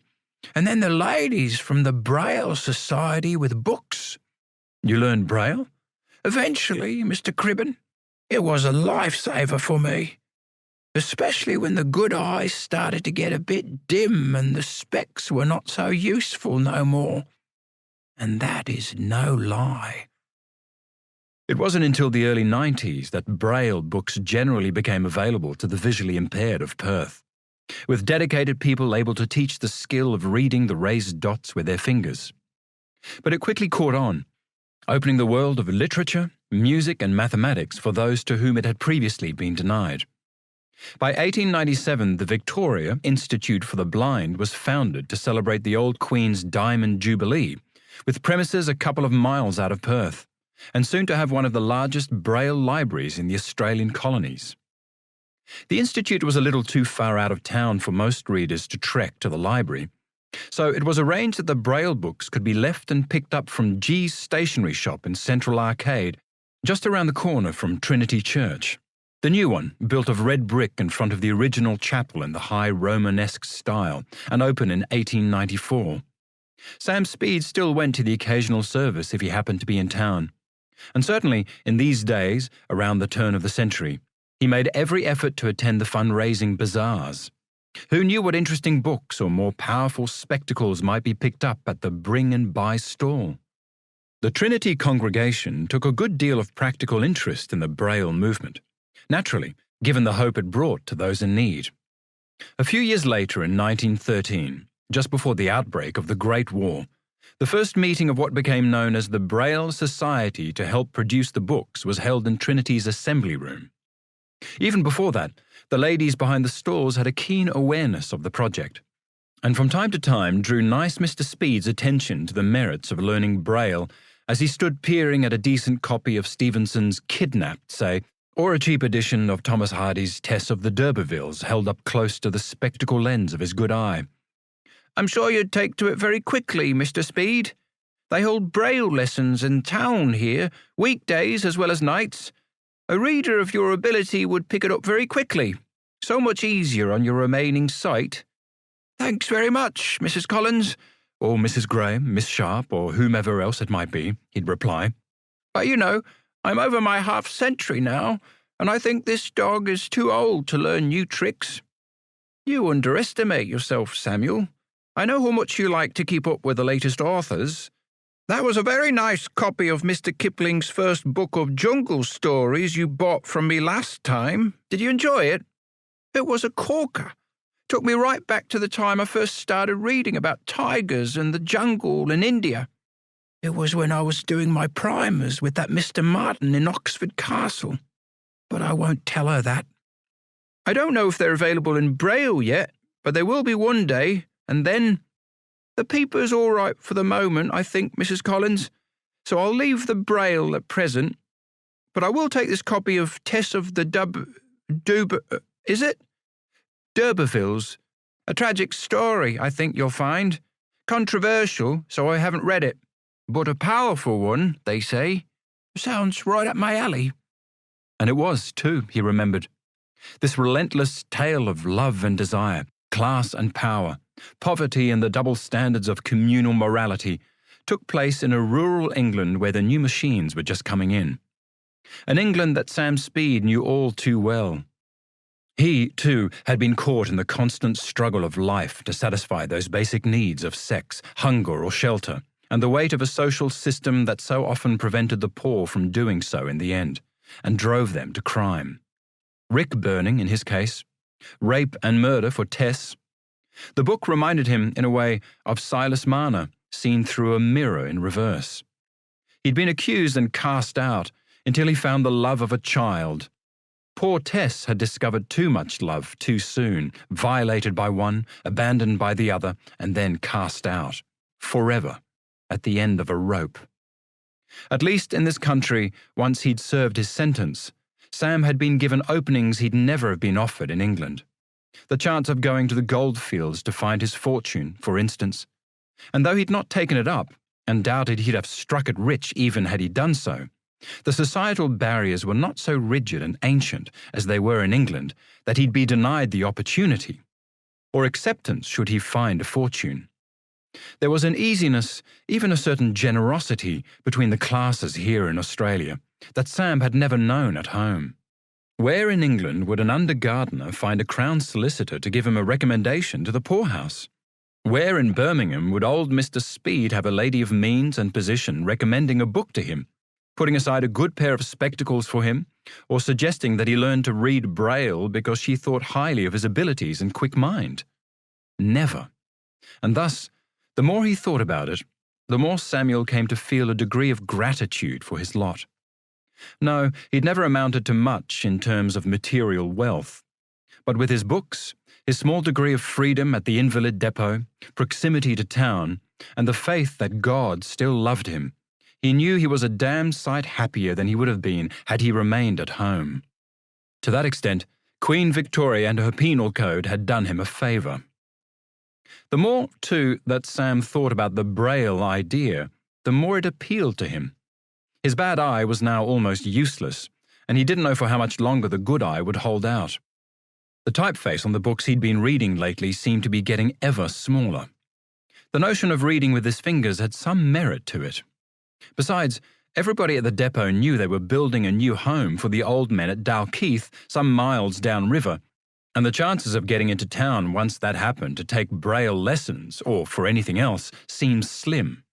So he made some inquiries at Trinity, was put in contact with the people who taught the method, and with Mr. Wade's permission enrolled for a course of lessons. "Did you have trouble learning it?" The reporter's voice dragged him back to the present. "Well, yes and no, Mr. Cribben.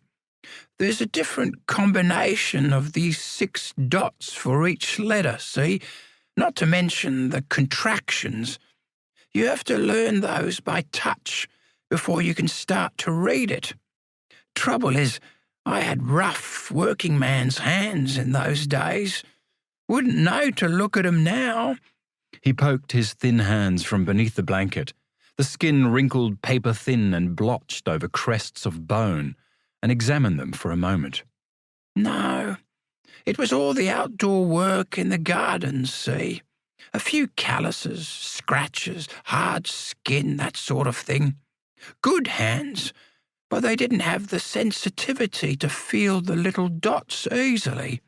I mean, it's like trying to read when the letters are all in a foreign script, Chinese, say. So it took me some time, a month or two, to remember them all and then put the letters into words. and then to remember what the words were as you scanned a sentence. It was very slow, like learning to read for the first time. I was starting to get there after a year of it, but then He wandered off again down a sidetrack of reminiscence. But then, what? These incessant questions. Well, then we moved out here to the new home and I lost contact with the teachers. Had to close me little bank account. And I started doing small jobs away from here. Gallup House, did I tell you? Yes. And then, when it opened around 1910, I went to the children's hospital at Subiaco to help out in the garden. Mr. Rust assisted me there. He does a lot of work with the kiddies, you know. Next thing, the war came along, and the Braille people were needed to help all those poor soldiers coming back from the front. Gassed, blinded. Their need was much greater than mine, Mr. Cribben. Besides, I didn't really need the Braille in those days. I still had the good eye with some sight in it. The specs helped, and then I got me magnifying glass as backup. Sam paused a moment, remembering the impact that terrible war had on everyone. Catching his breath and groping for the thread that would lead him back to the here and now. It weren't until well after the war that I really had to learn Braille. Began to lose the sight in both eyes, and I was faced without being able to read much at all. It was need that drove me on then. Necessity, you understand. And Mr. Rust's encouragement. He was building up the library here. I gave him my small collection of books because they weren't no good to me anymore, and he got a few Braille ones. You should give it another try, Sammy, he said. There are other old-timers out here who could benefit as well. I'll help you. And the boss was as good as his word. He even asked those nice people from the Braille Society to visit from time to time to give us lessons and bring some books with them. They built a rest home, you know, out at Victoria Park for the blind. Pleasant place. Much smaller than this. The Reverend Gunning comes to visit. I stayed there for a few years in the later 20s, helping in the garden, you know, as best I could. Getting better at the finger reading until I could scan a whole page in under 5 minutes. Enjoying the spell away. Went back a couple of years ago and returned here only last month from the hospital. The old hernia again. Mention of his ailments produced a twinge of pain down there, and he winced somewhat before deciding to ignore it. Another thought had come into his mind. Did you know they've started bringing out gramophone records of people reading stories? Talking books, we call them. Lots of us can listen to them at once. They have some at Victoria Park and here, too. None at the hospital, I'm sorry to say. Saves all the trouble of finger reading. And some of the readers are as good as Clary Short used to be. What sort of books did you like to read, Sam? Oh, whatever was going. Adventure stories, but there generally weren't much in them to remember. Kipling, of course. Some of those crime stories when they started to come out. Sherlock Holmes, Mrs. Christie, Wilkie Collins, The Woman in White, do you know it? Mark Twain, but Dickens is the one that still stays with me. Mr. Pickwick, Copperfield, Oliver Twist. They've been old friends for years. Everything turned out all right for them at last. Pip, especially, from his convict inheritance in Great Expectations. Wonderful stories, happy endings. Samuel stopped a moment, wondering, and drew a lungful of cold air. I wish life was really like that, Mr. Cribben. Don't you? Yes, Sam, if only it were. 19. Perchance to dream. The interview had been going for well over an hour, and Samuel could feel the tiredness starting to drape him like a pall. He'd given it his best with a Moondyne and Fenian recitations, and the effort of his last speech on learning Braille had almost drained the remaining strength from him. He lay against his pillow, eyes closed, hoping the whole thing would soon be over. And so was the journalist. For his part, Joshua Cribben was dissatisfied that the session had yielded very little by way of entertaining copy for his readers. No secret exposures, no juicy titbits on life behind bars, or even in the old men's home for that matter. Sam's tales of the bushranger Moondyne Joe and the Catalpa escape had been interesting from a contemporary's point of view, but they were well-known incidents and he hadn't shed much by way of new light on them. It was his long life and the fact that Speed was the last of the expirees still alive in Western Australia that constituted the guts of the story. And the old bloke's forgetfulness about himself could be explained simply as the result of his extreme age. Part of the colour Joshua would weave into the piece when he sat down at the typewriter, and the historical bits he'd try to look up later to knock the thing into shape. Cribben looked at his watch. Surely the photographer would be here soon. He leafed back through the pages of his notebook to see if there was anything he'd missed and was getting ready to put the pad away when he casually remarked, "I suppose you came across all sorts who'd come here in the convict transports, eh, Sam?" The old chap opened his one good eye. "Oh, yes, Mr. Cribben. I mean, it takes all sorts, don't it? Good uns and bad uns. The odd professional person, coves like schoolmasters and shopkeepers, the occasional shirt-soiled gent.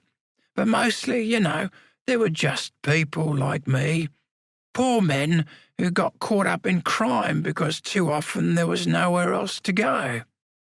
Social outcasts. "I suppose you might put it that way."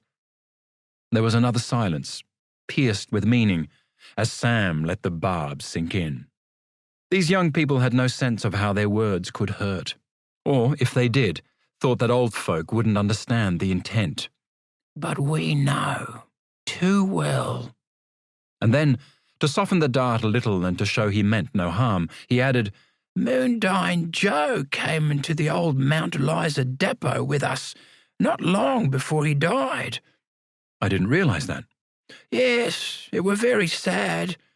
He'd lost his wife, and Joe missed her terrible. Began to lose his marbles as well, and they found him on the streets of Perth all confused and derelict. So they charged him with being a vagrant and sent him to Mount Eliza. Well, most of us had been there at some time when it was still the convict depot, and Joe must have thought it still was. Him and prisons. So he ran away after 11 days. He was caught quickly enough and taken back before the beak.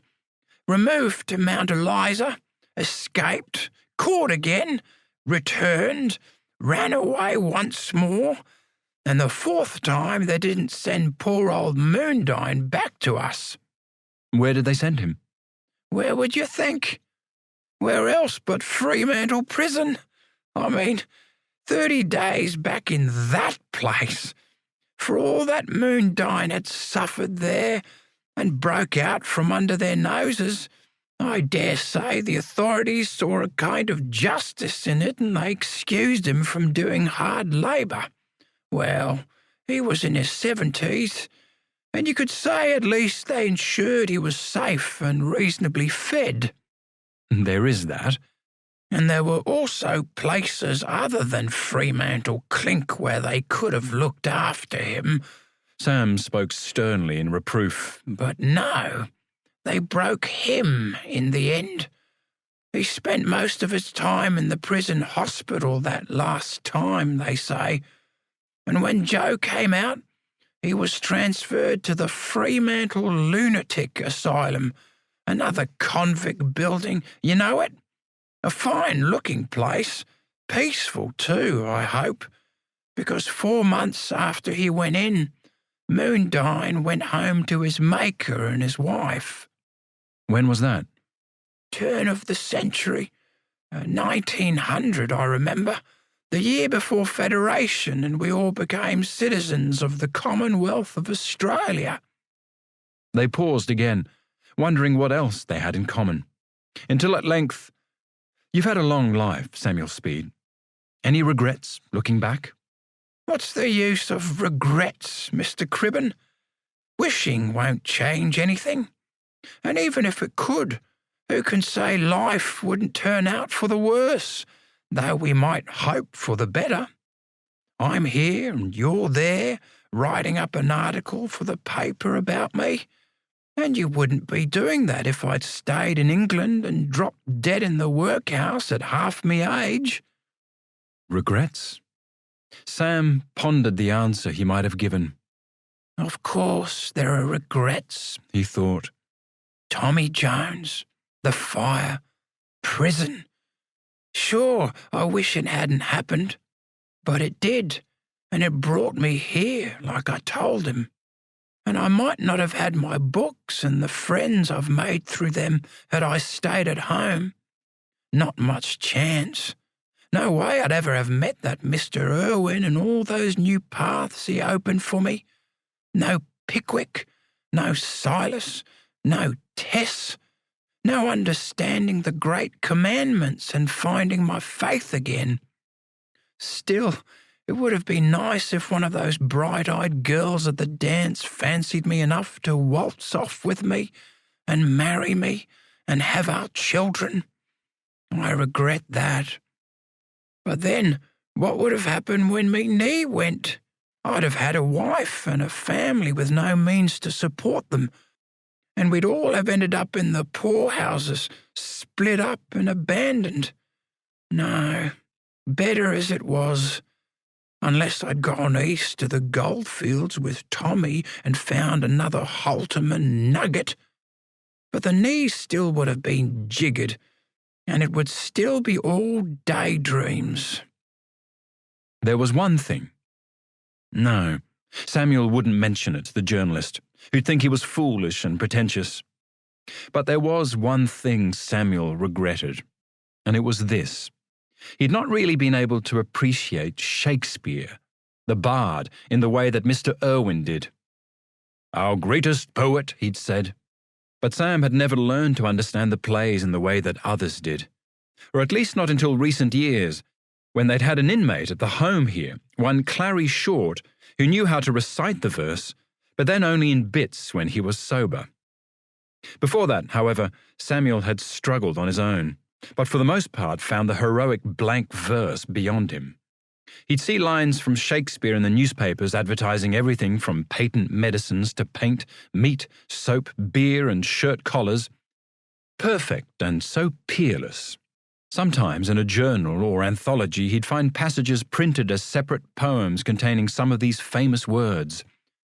"Tomorrow, and tomorrow, and tomorrow creeps in this petty pace from day to day."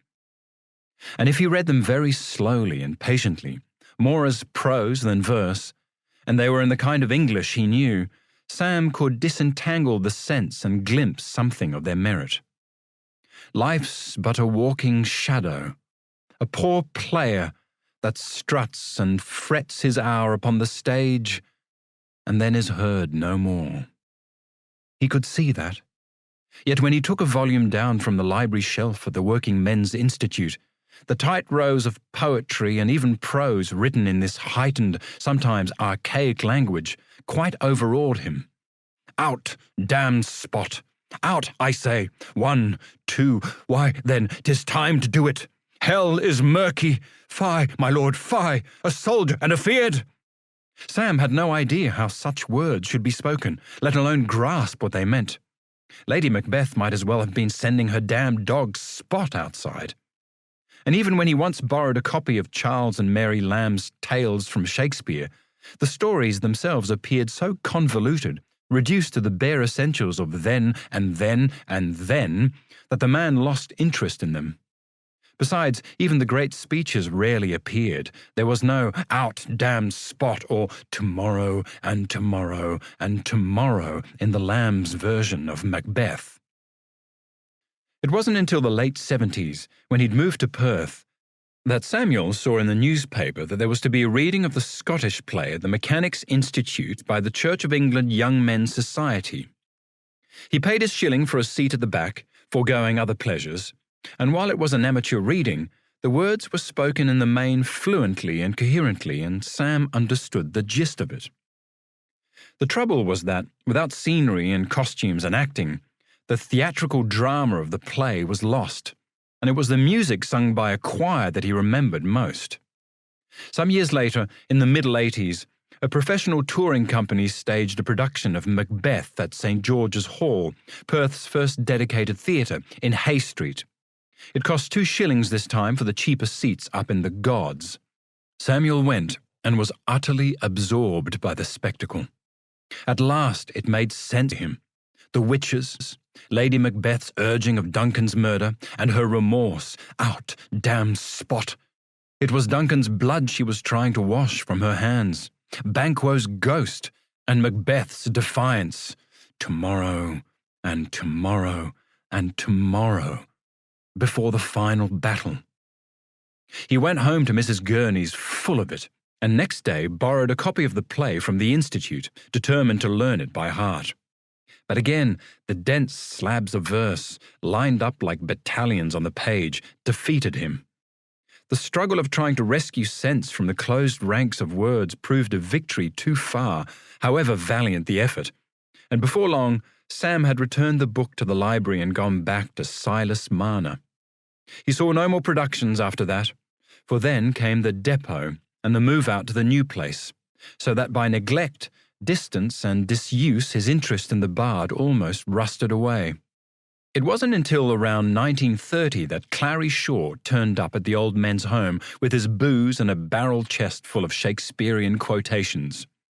The quality of mercy is not strained. To be or not to be, that is the question. He reminded Samuel of that ticket man, Shaky Coleman, Mr. Irwin had mentioned on Belgravia all those years ago.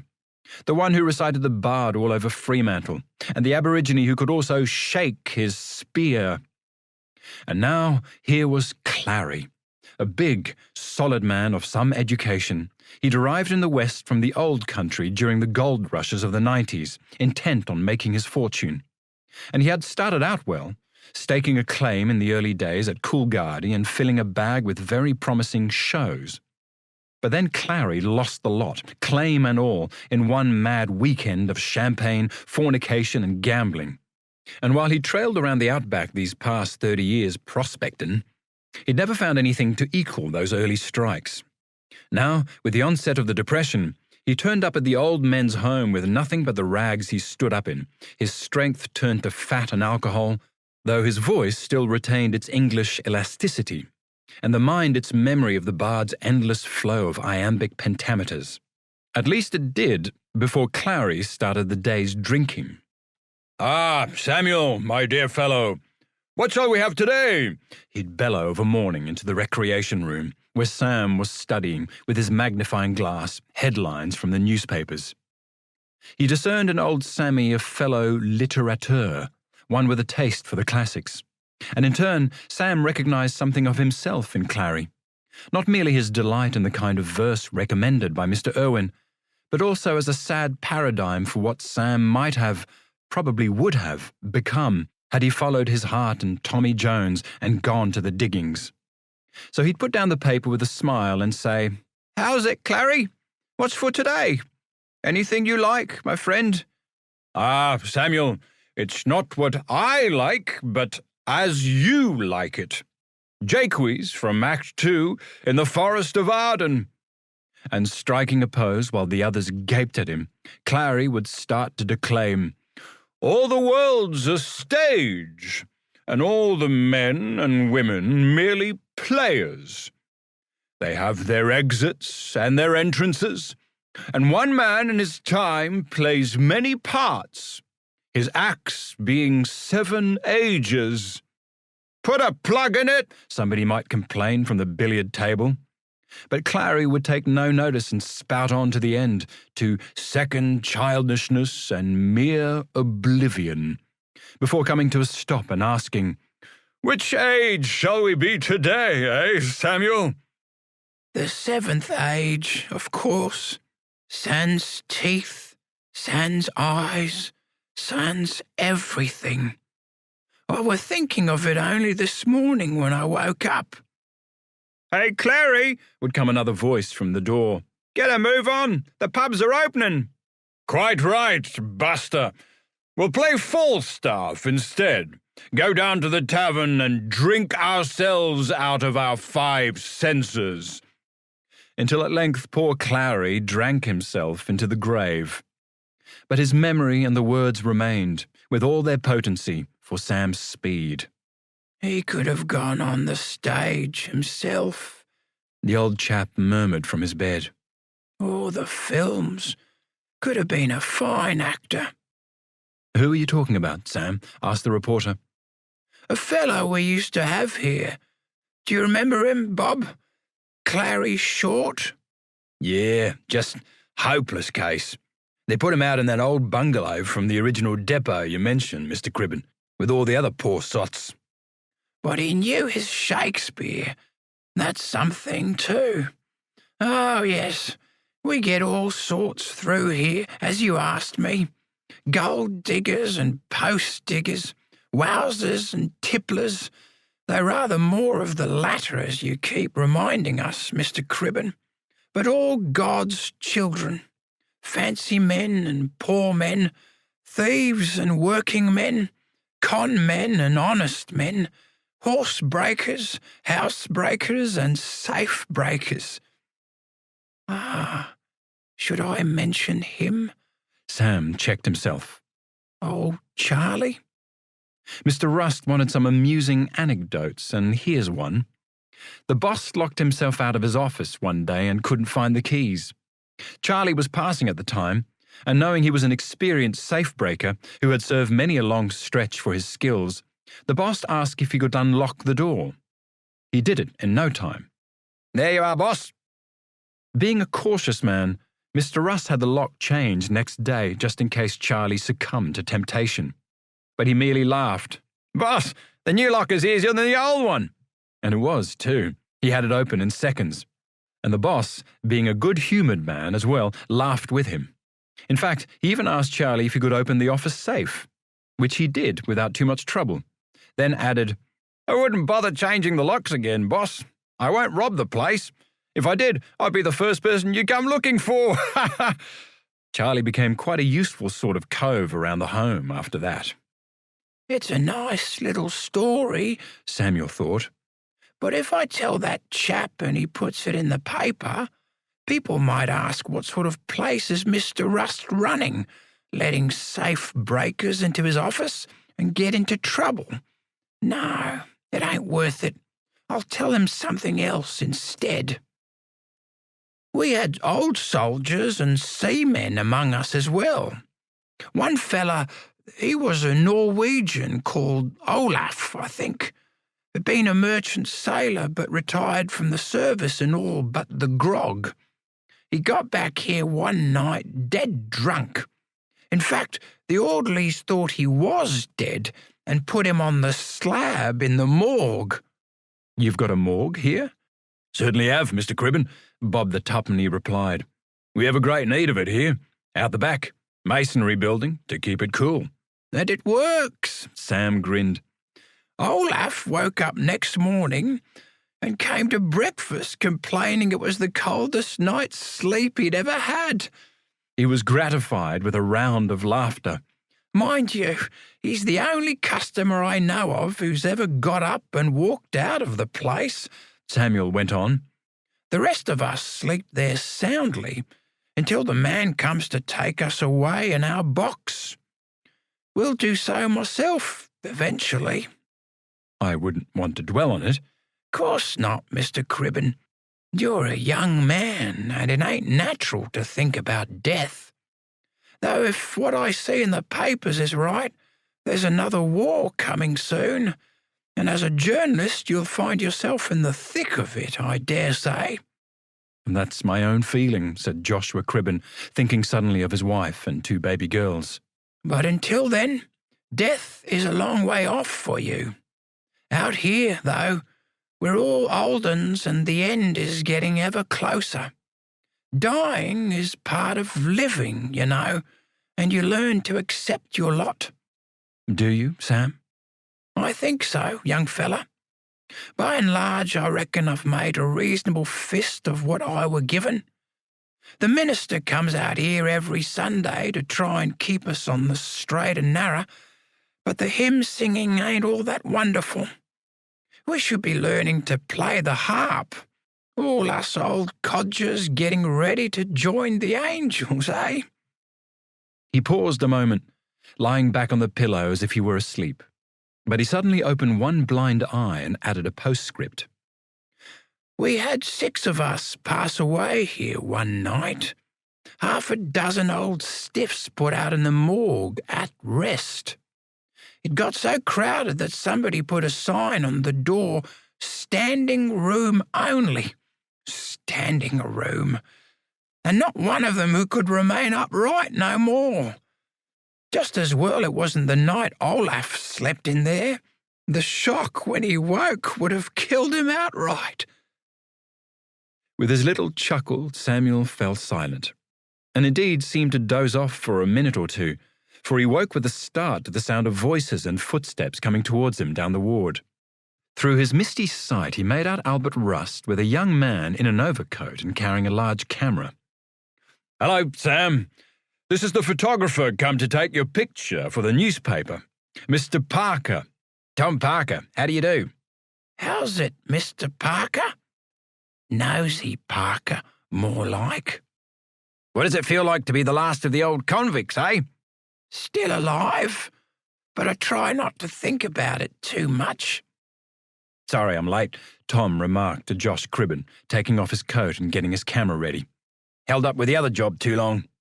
"That's all right. We've just finished. It was a long interview, during which the old bloke said everything and nothing," Cribben muttered beneath his breath. Samuel silently reciprocated the sentiment, hoping that was indeed the case. "You feeling all right, Sam?" Oh, fine, Mr. Rust. Thank you. "You happy?" the boss inquired of his fellow journalist. "Anything you need from me?" "I don't think so, thanks. I seem to have it all." And what about me? Came a shrill, piping voice. Where do you want me for the photo? I can't get out of bed, you know. "Then I'll have you propped up against the pillow, if that's all right." Perfectly all right, Mr. Parker. Here, Bob, give us a hand. My beanie okay? As the tuppenny heaved and grappled the thin body to sit him up straight. "Beanie's fine, Sammy." And Bob, I think I've still got me falsies in. "Yeah, that's right." Well, take them out, Bob. I don't want 'em. No, cried 3 other voices in unison. "Leave your teeth in. Much better for the photo." No, I don't want to, the old lag insisted. Me gums are hurting. "They weren't hurting a moment ago." Well, they are now, he said cantankerously. Too much chit-chat. "But your face looks all shrunk and hollow without them." I can't help that. I'm an old man of 90-something. Shrunk and hollow is exactly what happens when you get to my age. Here, take 'em away, Bob. And he put the dentures into the orderly's hand. "He'll look more dead than alive," the photographer murmured. "But if that's what he wants." Old men can be very stubborn, and that was precisely what Sam wanted. Sympathy and vulnerability were all that mattered now. Son's teeth, son's eyes, son's everything. Is this all right? Called Samuel, straining from the pillow and smiling a toothless grimace. He looked even more like a cadaver. "I suggest you keep your mouth closed," the photographer replied, "and turn around slightly, looking up to the light from the window." Samuel complied, the bad eye closed and the other blinking spontaneously from the light off the flashbulb. A startled corpse in his beanie and flannels, Mr. Parker thought. Rather creepy, in fact. "And another." He took 3 or 4 photos, in every one of which the old man looked as if his face had caved in. God knows what the picture editor would make of them, but it wasn't Tom Parker's fault. The old bloke had refused to follow any other request, and he was, well, an old bloke. "Thank you, Sam," as he closed the camera. "I think that's about it." Yes, thanks for everything. Joshua Cribben put away his pencil and notebook, picked up his hat and coat, and prepared to depart. Goodbye, Sam. He shook the old man's extended index finger. Goodbye, Mr. Cribben. I enjoyed our little conversation. You make sure you write something nice about me in your paper. I'll do my best, Sam. You do that. It's the most any of us can hope for. Samuel lay there a while, listening to the fading echoes of their voices as his visitors walked down the ward.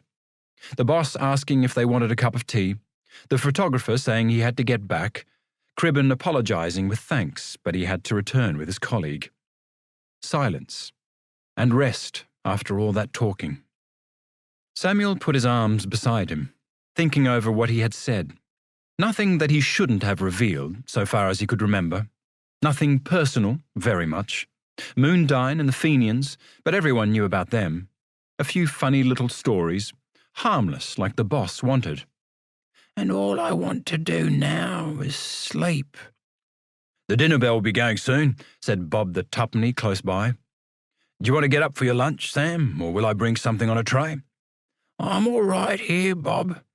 And don't bother about a tray. I'm not hungry at present. You go off. I'll stay here and get a bit of shut-eye. It's been a big day for you, old-timer. Bob removed the pillow props from behind Samuel's head and gently eased him down beneath the sheets again, nursing his legs into a comfortable position and smoothing the blanket over him. I thought you handled that reporter fellow very nicely, Sammy. All his poking questions into your life. Played him on a bit of a break, I'd reckon. Thanks, Bob. Tried to, at any rate. Keeping the truth at bay. You have your nap, little mate. I'll come back later. And he tiptoed to the door. Samuel slipped further beneath the bedclothes, pulling the nightshirt around his legs to keep them warm. A chilly wind had come through the door as the others left, and he could hear rain falling on the tin roof. But his body heat would soon warm him under the blanket, warm as toast as he sank deeper into Lethy's arms. He thought everything had gone well, hoped so, as he told Bob the tuppenny. But even as he drifted into slumber, Samuel knew it was one thing to avoid telling the truth to other people, and quite another to keep it from himself. The whole dramatic of his hour with the journalist had been precisely that dichotomy, and Bob said he'd played him on a break. Comfortable in the knowledge, Samuel's speed settled into his sleep, until, as it so often did, from the depth of his unconscious came the smell of smoke and fire, those inflammatory dreams of fear and indictment he'd known these 70 years or more. Black smoke and grey rising with the sparks and cinders from long ago in Joseph Hines Field, up past the workhouse along Hensington Lane, Woodstock, 1863, the same as always. And yet, this morning, into the dream came something Sam hadn't seen before. He was waiting for the cry, "It wasn't me!" But it didn't happen. Not today. Instead, he saw the shadows of two figures, silhouettes against the glow. Tommy Jones, yes, and then himself, little Sammy Speed. Knew us at once. Oh, the sound of the rain, and the gnawing ache of a stomach with nothing in it. The smell of damp barley as they pushed the stooks away to get to the dry inside. One match struck. "Sammy!" Thomas Jones passing him the box, and then the flare of a second. A moment of hesitation before the flames took, hissing along the stalks like serpents of fire. And then they stood back, watching, as the stack ignited and dazzled their faces, red and dancing against the night sky. "Christ, what have we done?" What? What was that you said?" Mr. Justice Crompton calling down the decades. And from the darkness, they were standing once more in the dock before the Scarlet King of Hearts on Judgment Day. "How do you plead?" "Guilty, your lordship. Guilty as charged. Tommy Jones lied to your court, and so did I."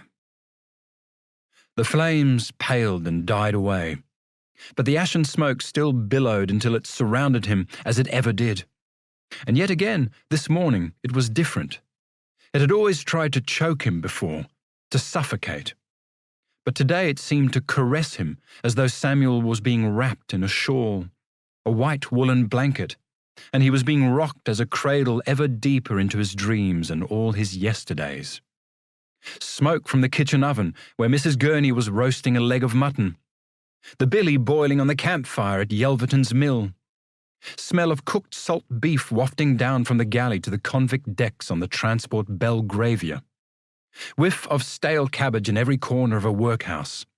Dust disturbing. And before that, even further into the past, came the faint perfume of Samuel's mother and the scent of milk-dew on her breast. Dreams. Sweet dreams. Samuel Speed died at the Old Men's Home, Perth, on 8 November 1938, a little more than 2 months after his photograph and interview were published in the Mirror newspaper on 27 August. His funeral was arranged by the Braille Society for the Blind of WA, and he was buried in the Karrakatta Cemetery on 10 November. The Reverend F. W. Gunning of the Anglican Church, Victoria Park, officiated.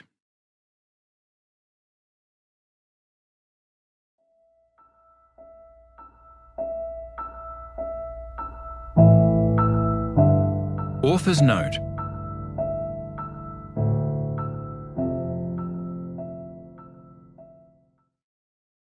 Talk about the serendipity of a writer's life. For 14 years I'd been wanting to write the story of Samuel Speed, believed to have been the last of the transported convicts to survive in Australia. He died in 1938, not all that long before I was born, and consequently is almost modern. Yet during those 14 years of digging, we could find very little about him beyond the bare facts of his career recorded on his convict indent, a few official documents in Britain and Western Australia, and the reports of his trial and conviction for arson at Oxford in 1863. Even now, we don't know precisely who, of the many Samuel Speeds born in England during the 1840s, was the convict. So I kept putting off the work in favour of other projects, coming back to it and laying it aside once more. It wasn't until January 2018, having just sent off the final pages for a new edition of Captain Cook's Apprentice, that I decided that this time I really was going to write Speed. I pulled out the old files, began reading them again, and contacted people in Perth who'd been so helpful with the research before. The very next morning, my wife called out, "Have you seen the ABC?" And there on the website was an article about Speed written by 2 British academics from Liverpool University. More than that, they'd discovered a photograph of Samuel and an interview he'd given from his bed in the Old Men's Home to the Perth Weekend Mirror newspaper, published in August 1938, just over 2 months before he died. A day or two earlier, and we might have missed it. As I say, talk about luck. All at once I had not only a face, but also some flesh with which to clothe the mere skeleton of a figure that we disinterred to this point. Clearly, the article had been digitised on the National Library of Australia's brilliant Trove site after I'd done my earlier sweep. And while we may well have found it during the new round of research, nevertheless the novelist now had something substantial from my imagination to work upon. Within a couple of weeks I began putting the first words down, and over the coming months the characters of old Samuel, Bob the tuppenny orderly, and the reporter, unnamed by the newspaper, but who now contains many fragments of my younger journalistic self, began to emerge fluently and indeed urgently as ideas that had been germinating inside the head for 14 years at last began to find their expression. There was something of a hiatus in the writing mid-year, halfway through the work, and Sam just landed at Fremantle, when we made our own research journey to the west, visiting Perth, Fremantle, Busselton, and the scenes Sam would have known. They included, in another rare bit of serendipity, finding Harwood's cottage with a few remaining buildings from the convict years at Quindalup, a mere dot on the map south of Busselton, and through that, an introduction to a descendant of Henry Yelverton who owned the timber mill where Sam had toiled during part of his ticket of leave. The visit also made plain that I needed to rework some of the earlier material. I'd been to Oxford, the castle, courthouse and Woodstock during a previous trip to the UK, but I realised that I needed to show in more detail how the English prison system, for all its 19th century horrors, did try to give the inmates some basic education. It was Sam's passing reference in his interview to a story by Mark Twain that suggested to me he'd become a reader. If Twain, why not Dickens and the others, whose characters might become his lifelong friends? Sam's funeral, in fact, was arranged by the Braille Society, and the records show an association between them over many years. Thus, the necessity to show how the system could bring a semi-literate labourer to this stage. And while Sam's involvement on the convict ship with the religious instructor William Irwin is imagined, Irwin's compassionate, educated character, as revealed in his on-board journal, suggests how he might well have guided the young Samuel along the paths of literature. The rewriting done, I was able to return to the narrative, and it was completed exactly 1 year and 4 days from the day I began, remarkably quickly for me. And the shade of Samuel Speed, who, like every character, took up residence in our house like an extended visitor from the day I resumed work on his story, at last began talking of packing his bags and moving in with somebody else, namely his readers. In all these aspects of his life, I have taken my lead from the few hints given by Sam in his Mirror interview, even where they seem to be fantasies, as in all the girls chasing me like they used to. His return to the church was suggested by the donation he gave through the Trinity Congressional Sunday School to a flood relief appeal as reported by the West Australian. 2 shillings and 6pence, 25 cents, may not seem much these days. It could be half a week's wages in 1888. These are the sorts of assumptions that have to be made by every historical novelist, and I emphasize that this essentially is a work of historical fiction. Even so, I have sought to remain true to the historical facts, so far as we know them, concerning the actual Sam Speed. The George Leake letter, for example, still exists in the archives. Sam's actual age I have left fluid. He said in the 1938 interview that he was 98. The contemporary records indicate he was 92 or 3. His death certificate said 95. No matter. Old men in novels, as in life, are allowed to be liberal with their age and antecedents. I should add that it has been said there was another transported convict who died in 1939-40 after Speed, but no name has to date been mentioned. Whether that turns out to be correct or not, the fact remains Speed believed he was the last convict. The newspaper interview reported him as such. It has been repeated many times since, and it is Sam's story of survival into the modern era that I have been telling. Anthony Hill, Canberra, 2020.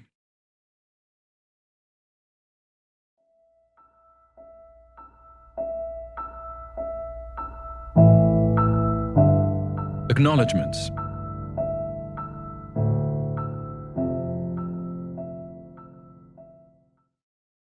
As with every work of historical fiction, the internals of thought, speech, and emotion in The Last Convict can only be the author's. Yet the externals of life in the English and Western Australian prison systems, the convict experience, the specifics of time and place, are as accurate as I can make them. Where I had to make assumptions, I tried to base them on reasonable hypotheses. While I thank everybody who has helped me along the way, I particularly wish to pay tribute to the indefatigable research assistants of Lorelei Morling of Perth, Western Australia, and Audrey Holland, who have been on this journey with me from the beginning and rescued me from many a threatened mishap. Also Lorraine Clark, who did much research in the later stages. Olympia Cullity and Eleanor Lambert gave continuing help from the Fremantle Prison Museum during the writing. Dr. Alan Cohen has been the medical advisor for most of my books, as I have talked them through with Suzanne Wilson, whose editorial opinion I value above all others. My friends Richard Morris, Jeremy Salt, and Jane Tanner read the manuscript and made valuable suggestions. And my very understanding publisher, Ali Watts, has been a constant support. Above all, let me as always acknowledge Gillian, the best and most supportive of wives, whose morning call, "Have you seen the ABC?" brought this whole book into being. While any errors of fact or interpretation are of course my own, I acknowledge the kind assistance, whether great and small, of the following people: Norma Andrews, Richard Beck, Rob Bennett, Ruth Borum, Bustleton Library staff, Bevan Carter, Lorraine Clark, Dr. Alan Cohen, Olympia Cullity, Sir Darrell Dawson, the late Ricker Erickson, Professor Barry Godfrey, University of Liverpool, Virginia Grant, Pamela Harris, Fremantle Library, Andrew Henry, Gillian Hill, Audrey Holland, Eleanor Lambert, Lorelei Morling, Richard Morris, Gillian O'Mara, Diane Oldman, Oxford Castle Museum Guides, Oxford City Council, Carl Pekin, Reverend Ian Powell, Sarah Proctor, Andrew Sargent, National Library of Australia, Jeremy Salt, Tim Stimpson, Jane Tanner, Vicky Thomas, Paul Valerius, Ali Watts, Suzanne Wilson, and Chip Yelverton.